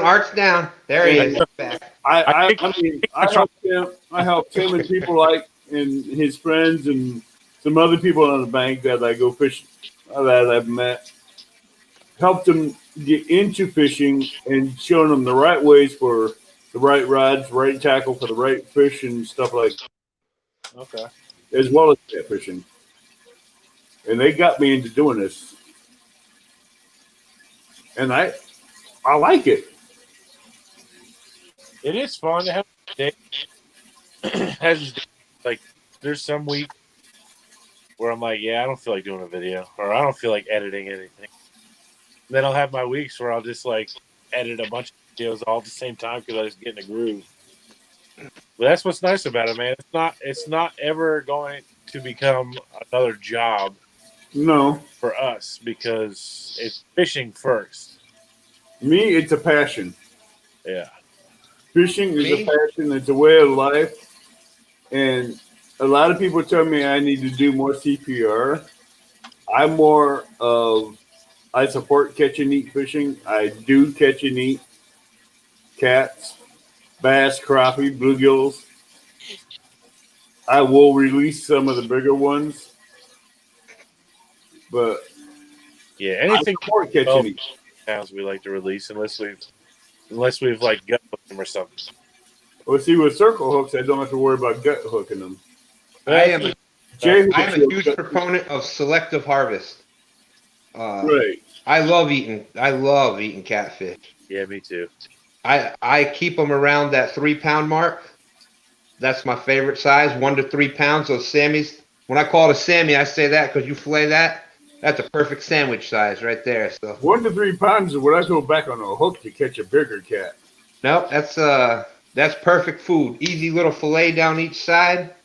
And that's going to be the best way that you can help the population grow and continue to grow. Not the population, but I mean each individual. That fishery will become so much stronger if people will harvest a lot of those smaller, medium size, let's say. So I'm a huge proponent of selective harvest. If you have a pond, catch and release ponds are a good example. Anybody that watched Dockery on Mark's show the other night, everybody's seen a pond or seen a place where people don't harvest the fish, and before you know it, you got they're all little. Yeah, they all outcompete each other. Yep. So if you put those big breeders back in, the trophies, the ones with the best genes that are growing to that size, take out your perfect eating size fish. That is the best thing. Me with the people, I feed 1 to 2 pounders. Wouldn't feed a family. Right. I help feed myself. I feed some handicapped people that can't get out, some elderly, and a few other people that are disabled. Yeah, and I don't have a problem with people. You see, I do and I don't. So my theory is, if you caught it, you paid for your fish, you paid for the gear, you paid for the bait. Like, you want to keep it, keep it. But us, we go fishing for the sport, and we eat sometimes. We like to let them go. Anything that's like Right. 15. But if I know everybody that I've been giving fish to have their freezer full or food and fish enough to last them, I won't keep them. But if I know they're hungry and they need the fish or something to eat, yeah, I'll give them what I caught. Because most of the lakes I go to, you're only allowed 6 cats per lake. But on the Kaskaskia in the Mississippi, they have different. They don't have really much of a limits for catfish.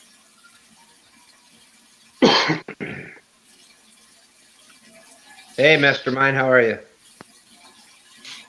Mastermind, how are you? I like that show where he talked about pond management with Mark. Yeah, we actually.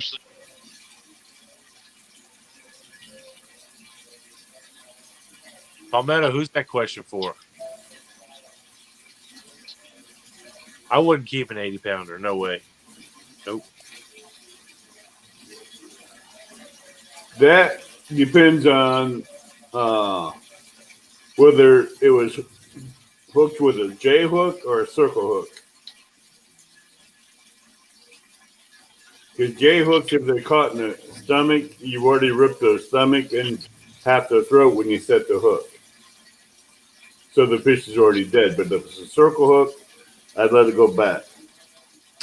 I'd let them all go back. I mean, I even feel terrible. I feel horrible. Like, if the bluegill that I try to keep alive for bait, if they die, and I feel terrible. But it don't bother me to cut them up for bait. It's weird. So. But there's a purpose behind that, though. It's like, if it dies in vain just to go to for waste, right? That's a different story. You're taking that sunfish, that bluegill, brim, whatever you want to call them. Yeah. You're cutting it for base. It's for another specific reason.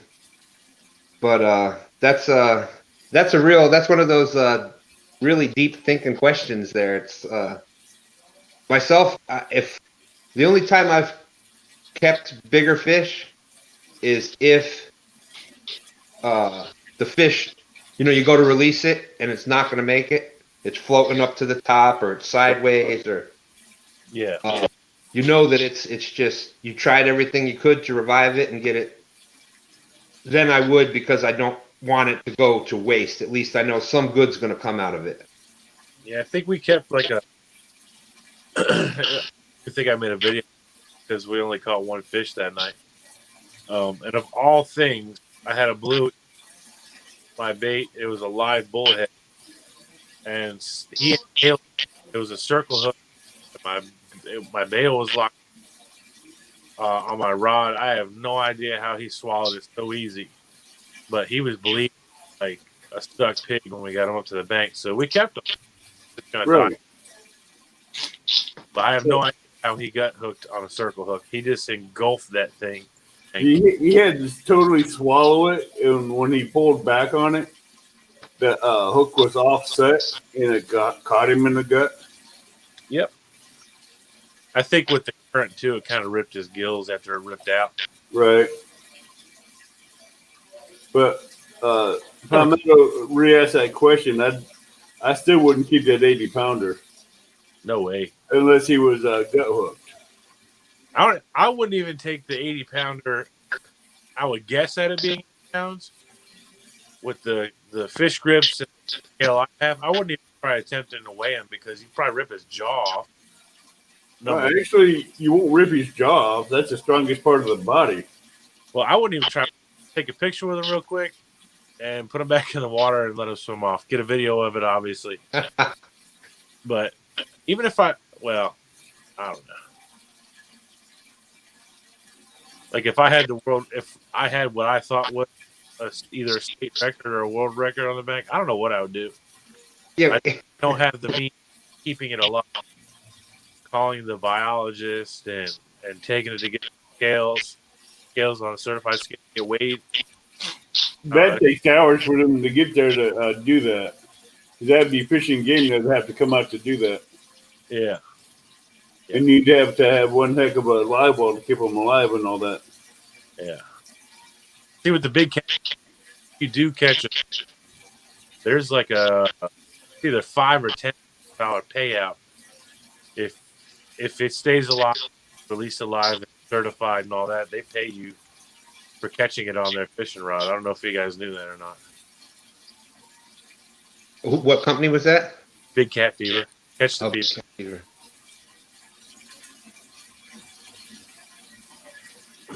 Yeah, that was a. I don't know if Palmetto meant to just put out it as like a trick question there, or if it was a. It was a trick question because he didn't say how big the other 99 fish were. But it still provoked a lot of deep thought, and and really, it's like he's trying to see where our heads are at. But see, I look at it differently than a lot of other people do. I look at how the hooks they use, whether it be J hooks, circle hooks, or the gut hooked, gill hooked, or the bleeding, or the dying, or whatever. I look at all aspects. If I'm going to throw it back or if I'm going to keep it. Well, another thing you got to think of too, and I don't know how many people or where they're at in the country. Sorry. But I know the one river we fish in, they have signs up like you could limit the consumption of the fish in the river because of the mercury content. The older the fish, the more saturated with any chemicals that. Like, I don't know. I think it's a power plant that's near us. I think. Could be wrong. Josh, if you're watching, help me out in the comments. But that's another thing too. Like, I don't like keeping them unless like down. Well, the one river we know is not contaminated, but you never know where they're swimming up into the rivers from. Yeah, I understand that, and I do understand where you're coming from, Kevin and Palmetto Cats. Because when I'm fishing for big cats, I don't plan on keeping them unless they're bleeding, or I gut hook them with a circle hook or a J hook. I'll keep a lot of the smaller ones around 10 to 20 pounds, and that's about it. The bigger ones, I'll let go back.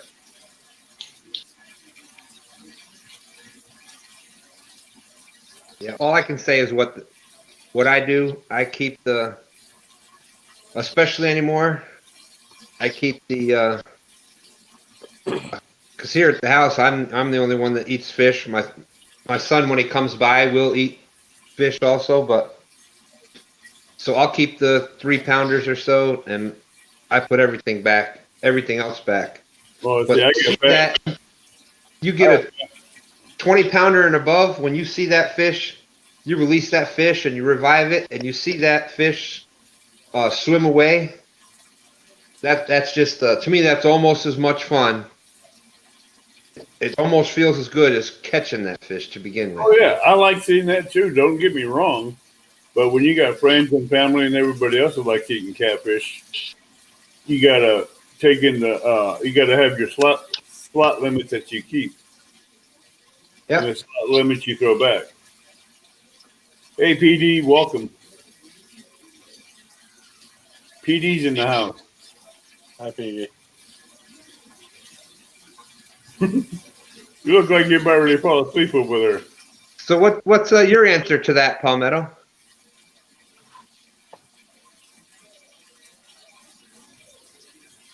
Inquiring minds want to know. Would you ask him, Stan? I was asked Palmetto what his answer to that question was. Yes, yes.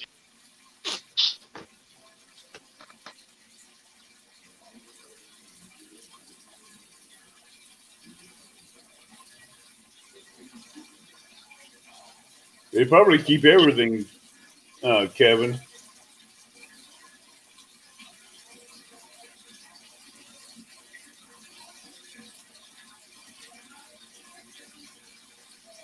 There's people in fish camps, when they're first learning, they don't want to get rid of a fish.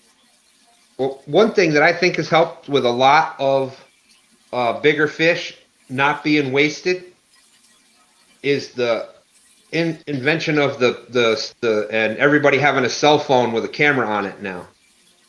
Because how many people didn't have a camera before they catch that fish of a lifetime, and nobody will believe them, so they just brought the fish home to show people that they caught the big fish. Right.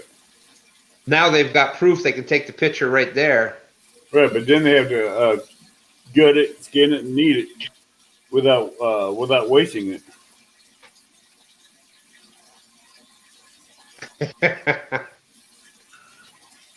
Well, Rebecca, that's because these are to heart topics.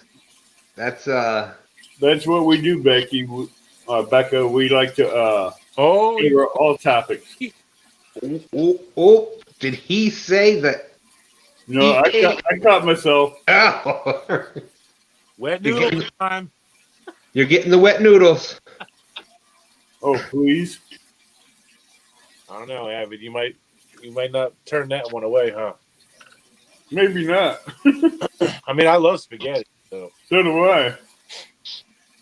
I even like an Alfredo sauce too, with a stroganoff in it.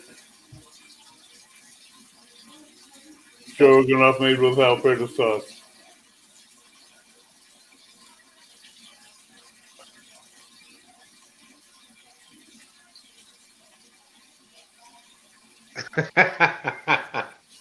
Dang, Avid, you're up to 120 wet noodles now. Oh well. I'll take my licking. Yeah, Sorry about like I that. said, I think that everybody having that camera available now, almost everybody has one on them. And so certain people are more willing to put that fish back because they got proof of that 50-pounder, 60-pounder, whatever. Mm-hmm. So they can show off the picture now and still put the fish back. But see, that's why I got 3 live wells for the back of my truck. Or actually 2 live wells with aerators and filtration systems. One's a 150 quart marine cooler, which can handle a 50, 60-pound cat. Where if my phone's dead, I'll keep it alive in there and fresh. And keep water circulating and keep the air pumped in there. To where it'll stay alive and I can get pictures of the cat to safely release it.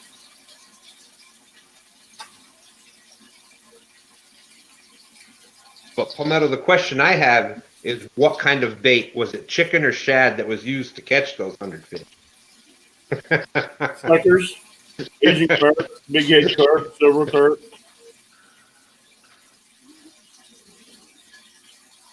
Dan, I caught one on today. Yeah, Yeah. Even though if it was a little pesky channel cat, I caught one on this. Yeah, it's been working. I tried it. I saw how well it worked on Palmetto's show, and then some other people have done it, and Norm has done it with the anus chicken, and I started bringing it with me. for the couples challenge, and then it worked there, and it's been, like I said, the past weeks it's worked better than it's outfished fresh cut meat. I'd have to take both of them with my appetite. I'd have to take the 2-pound box of noodles and the 10-pound box of noodles.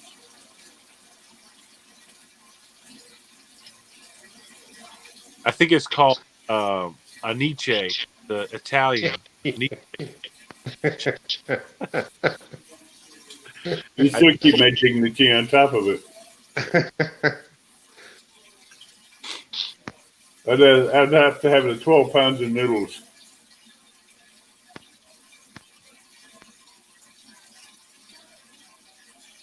Yeah, that's right. They're silver catfish because that's what Zachary called them when he was catching them on the Mississippi during the couples tournament. There's the new bait. Gosh, you're stupid. Hey, Mike Brennan. What are you? That's going to be a video out soon. What, the silver cats at Zachary? No, catching catfish with chicken arse. Actually, you can get some nice sized channel cat off Chicken Heart.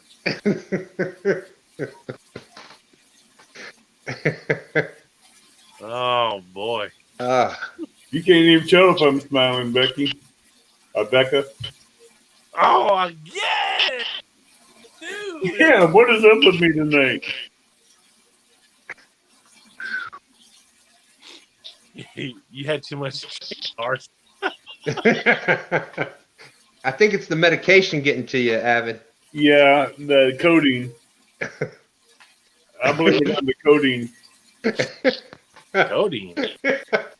Yeah, they give me Did YouTube? Yeah, let's see who we've got in the room here tonight. There's there's Josh from One Ton. There's Avid. There's Jason. Oh, and Chicken Arse joined us. Welcome to the show, chicken arse. doctor prescribed me Smell you later. codeine for pain. Oh my goodness. Yeah, Mike, you've missed quite a show. It's gone from everything from we talked about fishing rigs, bank fishing lives. We talked about how bank fishermen are being respected. We talked about polls we wanted to do. We've talked about chicken arse and wet noodles. We've had some philosophical questions about releasing fish, and what a show! What a show! I do apologize, Becca. I don't mean to do it. Hey, I stopped. And just quit saying her name. Yeah, just say her. Lady. I'm trying to say Becca, but it ain't working out. I know what it is. You've been listening to Sir Mix-a-Lot recently, huh? Listening to who? Sir Mix-a-Lot. I don't know who that is. I like big arse. Yeah. And I cannot lie. Becky, look at her chicken arse. Well, hey, I do like blonde, so I will say that. Oh, man. 17.65 gigabyte video. Hopefully the power doesn't go out. Who says that? Josh? Palmetto. 17.65 gigabyte. Oh, Lee. Oh yeah, I wonder how long the 9 hour the 9 hour live took to go to YouTube. You'll be able to watch days from now. Because that's still got to go and process through standard and then HD. Yeah. Through YouTube. Yeah. That's gonna Terrible. eat up his CPU. Yeah, That's gonna run his CPU for a while. Say a prayer for his home modem. Yeah, his computer, the modem. It shouldn't affect his CPU. Yeah, it'll warm it up. Sure, though. It'll get that CPU warm. Yeah. I always tip my laptop up and keep it in front of a fan when I'm recording my videos. Keep that extra.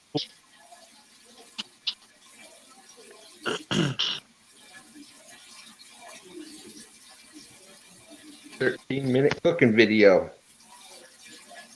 Yeah, Avid Josh Cohen made that video for that catfish boy. I think you were asking about it, and then Lyle too. I think Yeah.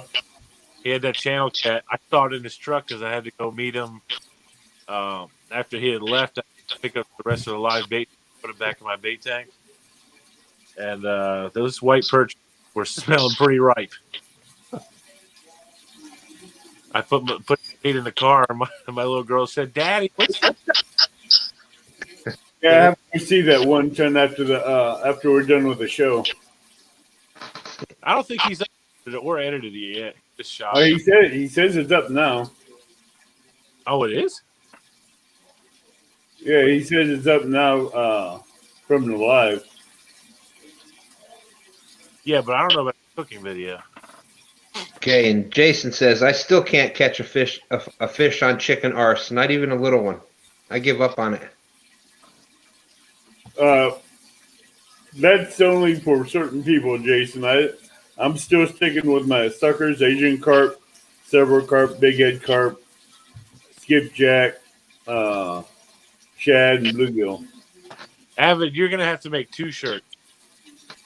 You get your one shirt with the big Sasquatch on it, and then the other shirt's going to be all the names of your favorite bands.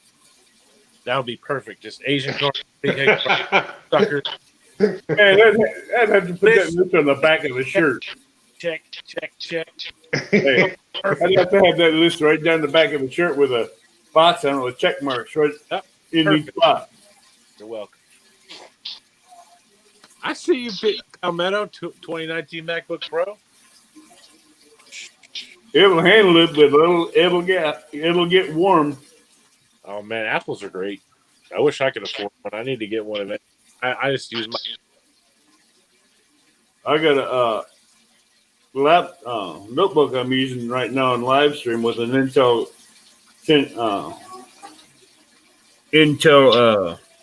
Cineron processor, and I've loaded up some videos and everything else with it, and it's handled a little bit.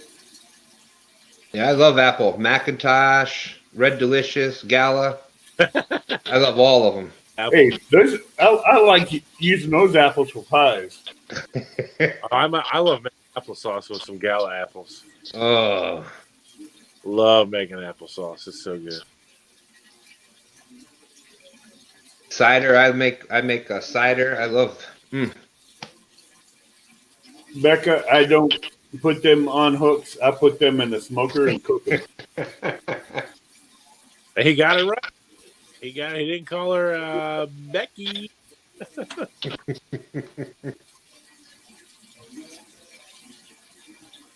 I'm fixing to marinate a chicken, one of those chickens tonight, so I can put it in the smoker tomorrow with a pork roast.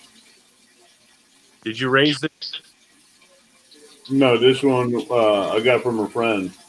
Okay, so it's still wild chick. Right. Free-range chicken. Does it taste different? It tastes a lot better. Don't have a lot of chemicals and medications in it that you would that you'd get from the store box. Maybe that's what the catfish medicine in it. The hormones. Yeah, Never know. they pump the chickens in the factories with a lot of hormones. Formaldehyde. What do you feel like a blonde now, Becca? Oh. Is he gonna say it? Becca!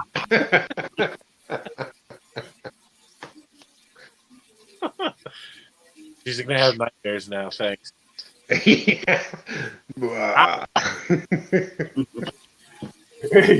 last Halloween I snuck out and scared some kids that's going down the street.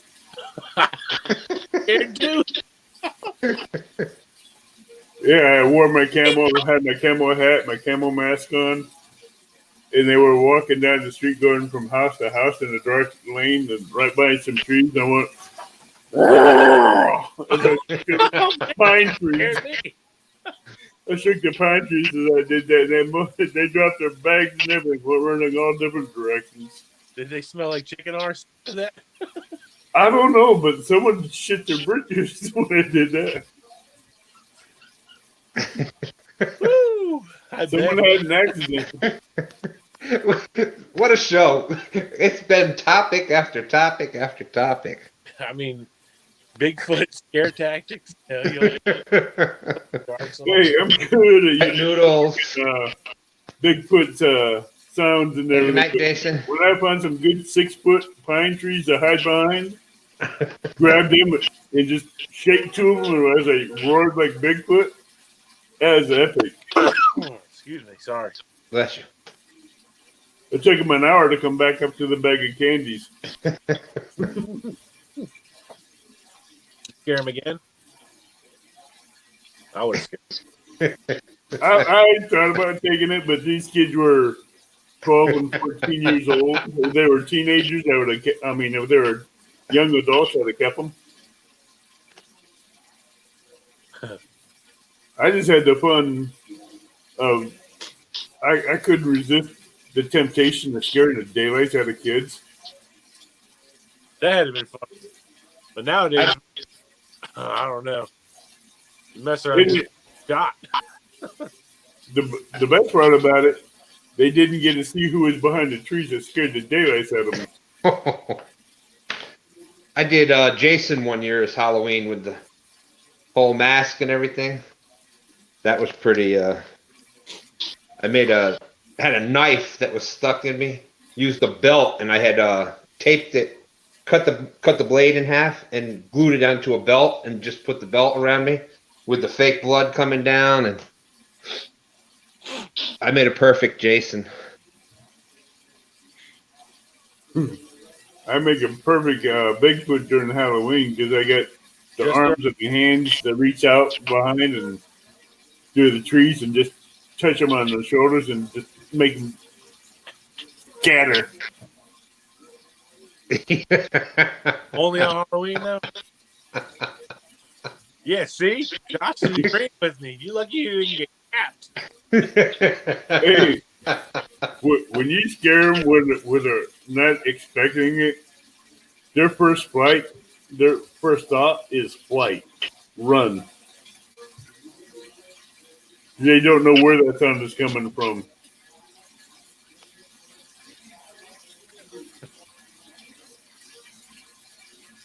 But that candy did look tempting laying on the ground.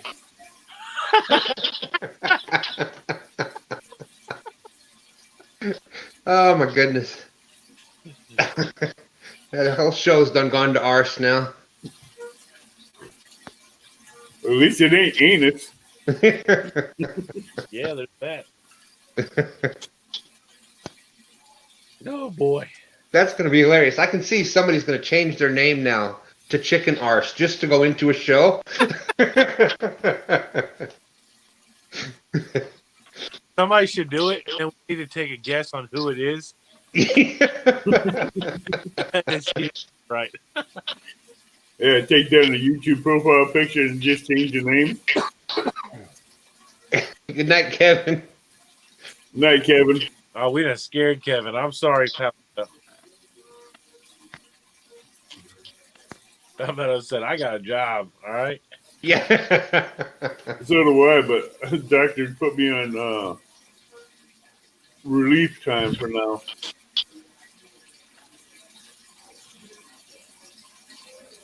LG Bass. All right, booty cheeks. Booty cheeks. Well, I'm glad I said this was going to be a quick show. 2 hours and 14 minutes ago, I said, well, we're just going to have a little quick show, talk a little this, talk a little that, and Boy, you get the right people up in here. straight beauty cheeks. Who says that? DMV. I've watched a couple. DMV always says that when a fish messes him up on live. Anything. It hits a tree with the cast, or it tangles, or it gets off, or... Man, that's straight up booty cheeks. He snags a tree in the middle of a cast. That's his favorite word, booty cheeks.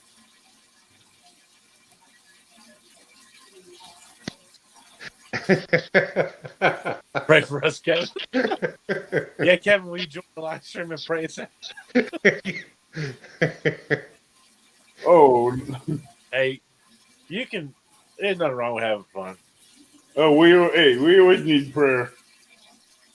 Yeah, personally, I think ours is on the good side of, the evils that are out there. Ours is on the good side of anus. Yeah, I don't know if there's a good side to be on the anus. Well, especially with your nickname, Art. The right cheek or Yeah. left. I'm telling you, man, it got creepy. Like our channel at first was called Fish and Farts, and I would intentionally fart in the videos and stuff. And then once that one guy started commenting and like demanding like more farts, and like he's like, that was a real squeaker, and I bet that smelled. And I was like, yeah, we're gonna have to stop. Yeah, no. Wow. It takes all kinds. It takes all kinds. You never know. It's all funny. Dude, it's not that kind of show. Yeah, I didn't say that. like it's creepy. Yeah, Mike, I do agree. Work does bite. It cuts into our fishing time. My granddaughters will say that to me. I'll be something. I like to constantly joke with them and stuff, and I'll do something like I'll peek around the corner and just sit there and see how long, and I'll slowly go back out like that, and then slowly go back in and peek around the corner. They're like, Grandpa, that's creepy. Little kids are hilarious. Right? Oh, the things that they come up with. The words out of the kids' mouths and sometimes it's just astounding. Oh, you should have heard them when a few weeks ago when I brought them on Norm's Live for that few minutes. Oh yeah, I remember that. Boy, they thought they were celebrities. Boy, We're on the tree. they were the proudest kids I've ever heard. Oh yeah, they're my little buddies. I love them. Good little girls. How often do they go fishing with you?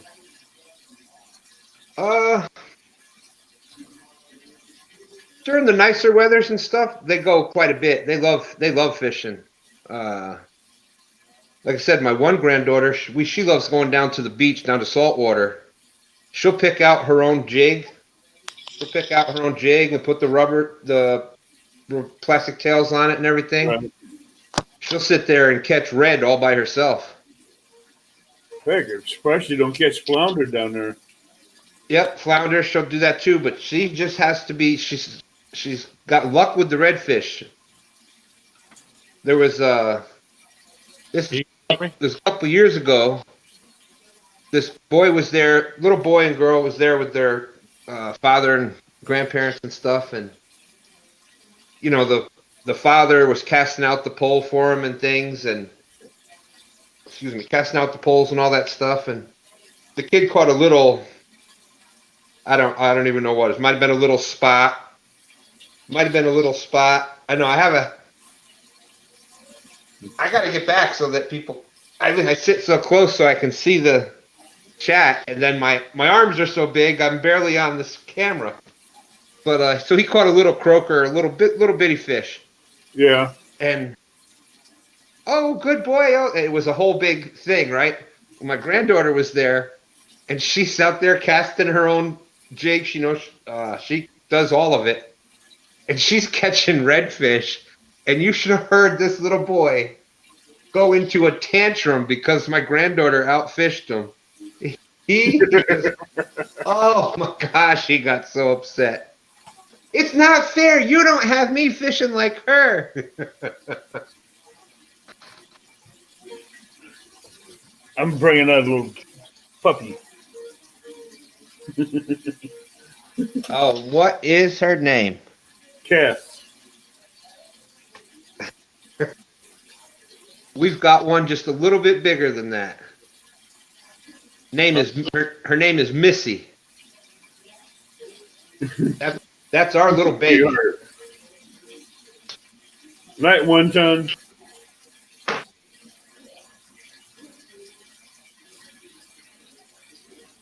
All right, Josh, have a good night. Great, great, great live today. Awesome job. I give her attention, so she loves it down here. She's a good doorbell. Someone comes up and she goes off like a ballistics. Yep, that's how ours is. She's a Chihuahua and Toy Fox Terrier. She's all Chihuahua here.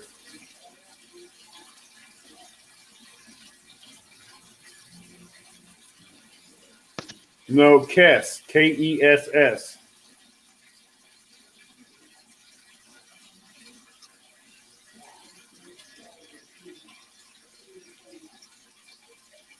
She's a sweetheart. Oh, look at that. Put the head down and everything. Uh-huh. I got that one spot where she likes to be petted at. All right, one time. We'll see you later. No problem, Art. I appreciate you coming on. That was a lot of fun. It was a lot of fun, Art.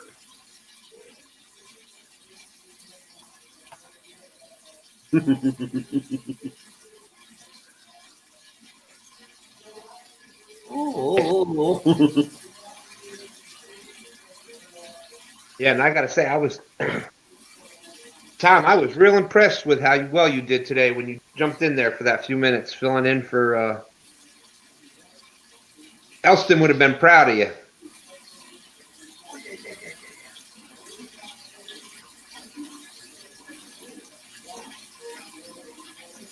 Yeah. Watching his live stream when I was in the emergency room was relaxing and kept me calm. But seeing what the nurses go through in the emergency room, I have to give it to the nurses. Oh, They without a doubt. a lot. Yeah, and don't get appreciated by most people. No, they don't.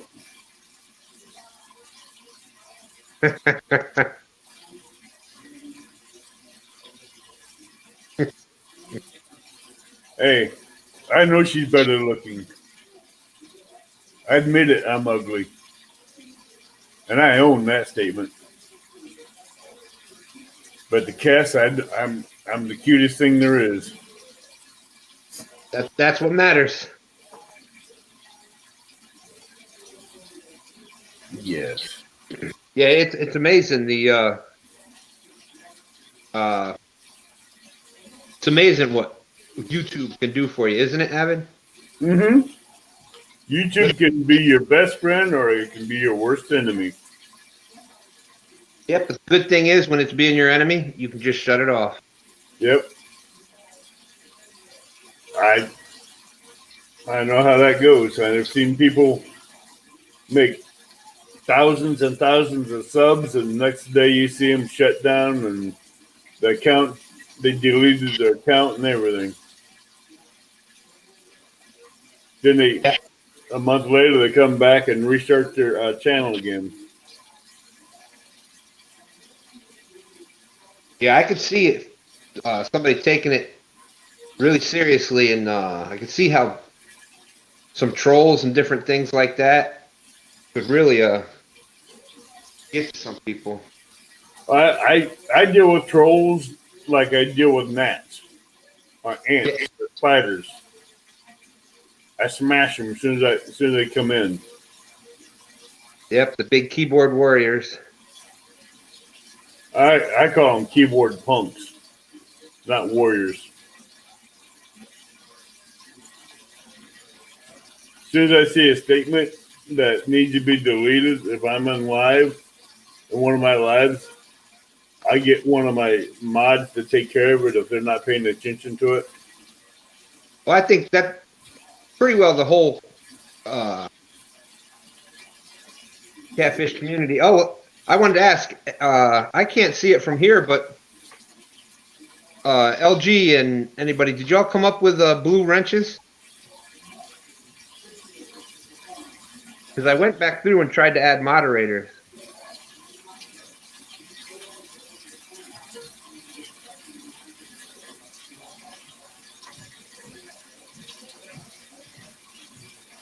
Yeah, I did say iPhone.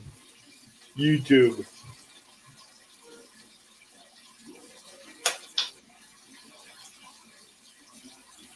I mean, was there any blue wrenches out there? No.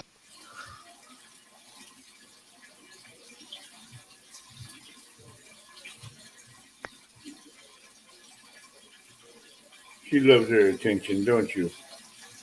Yes. You like your lap time. Because I went through the last my last live once it Yeah. went. I noticed when you after you went to your last lab, a lot of blue wrenches came up because you went back in there and added them. Yeah. Because I know Becky's a blue wrench, LG Bass is a blue wrench. I'm a blue wrench, and I know there's a few others you made blue. Yeah, I tried to get most of the people that I know that, and they were, for pretty much everybody that was at my live was people that I knew. Right, I know you hit head on her for a blue wrench. Of course. You just didn't hit him hard enough.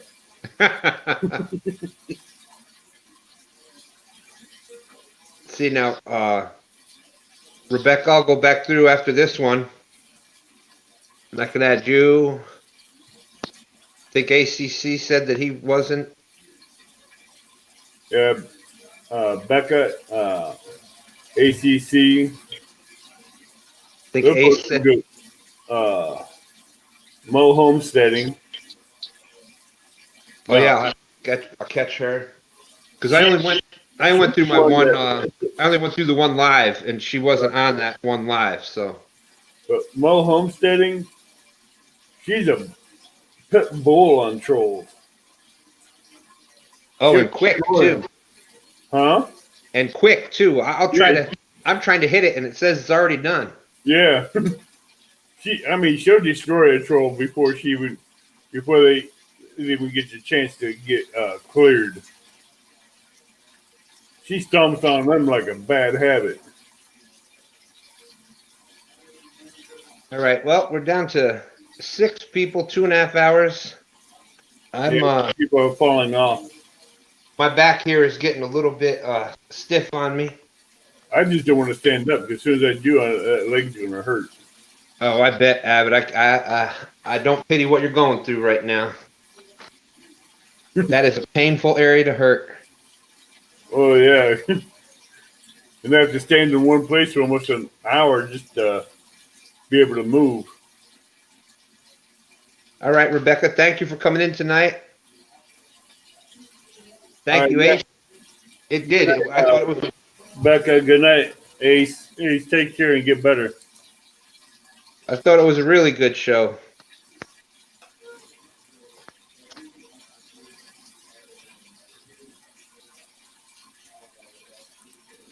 Awesome. That was one of the things I didn't think about was having the moderators. Like I said, all this type of stuff is so new to me. But see, moderators will help keep your channel safe. Yep. They'll keep the chat clean from other people that come in, keep the trolls out, stuff like that. Tom LG, we're probably going to be cutting out. I think DMV is live still, from what I heard. He's still live. I got a second window up, and I'm watching him as we're doing this. So I'm going to probably head upstairs, and I'm going to jump on there probably. It's hard for me to sit this long. Sitting ain't the problem for me. Yeah, when I was in that accident, it was my lower back that when they did the first MRIs, they didn't notice that I had fractured vertebrae. I didn't catch it until I came down to Virginia and used the VA, and it was the VA hospital that found it. Yeah. From where the fractures occurred in the spinal cord, then of course you got what do you call it? When they heal and they get they kind of scar over.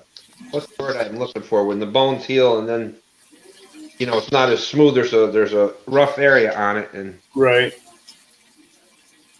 they never, like I said, they didn't catch it when, and that was the lower ones.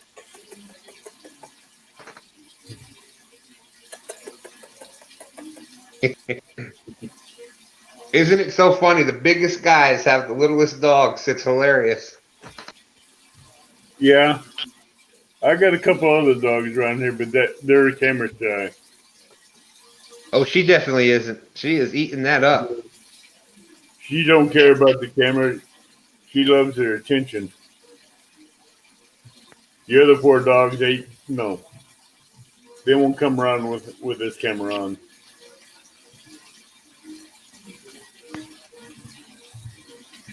All right, there. Well, Avid, I'm sure we'll be speaking with you in the next few days here. Hope Yeah, you you probably see me doing a video next couple of days. try to take it easy on your knee there. That's gonna be the fun part. Yeah, like I said, I don't pity it all. I hope it heals pretty quick for you. So do I. I hope it heals real quick because I, I love my job and I love fishing, but with this the way it is, I can't do either one. Either one. Yep. Look at Yeah.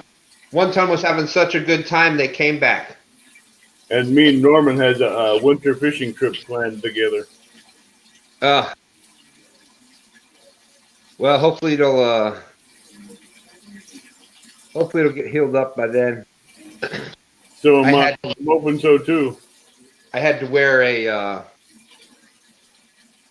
when I did that to my knee. You said you tore some ligament. Yeah, ligament and muscle. I got lucky. They don't know how I didn't, with how bad my knee was. Like I said, basically my knee was almost all the way on the back of my leg. It went all the way down around the side. And all I did was I didn't tear anything. It just stretched it, pulled them. Which all that they can do then is time for it to heal back up.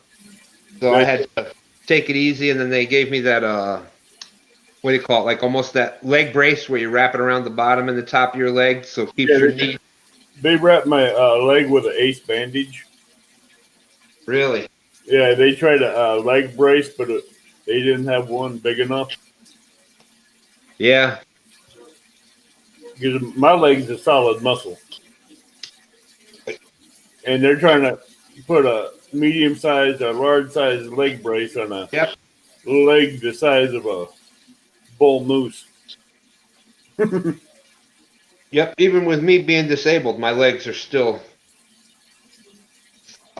pretty solid, and probably from all the years of just running around all day long. When I was doing restaurants, I was running 12 hours a day. Easily. Thank you, LG Bass. So, on that note, this is what we're all wishing you, Avid. And we're going to cut on out of here. I appreciate you jumping up on here with me again tonight. You're welcome. I thought I had an awesome time. That's what makes time to go by is good friends. Can you imagine? 2.5 hours, and it felt like we just started, didn't it? Feels like it was only an hour. Yeah, not even. But anyways, I'm going to cut this off. I'm going over to DMV's, so I'm sure I'll see some of y'all over there in chat. Y'all have a good one. All right, I see you over there. All right, thank you. After I take her out. Yeah. Yeah, I got to do that too.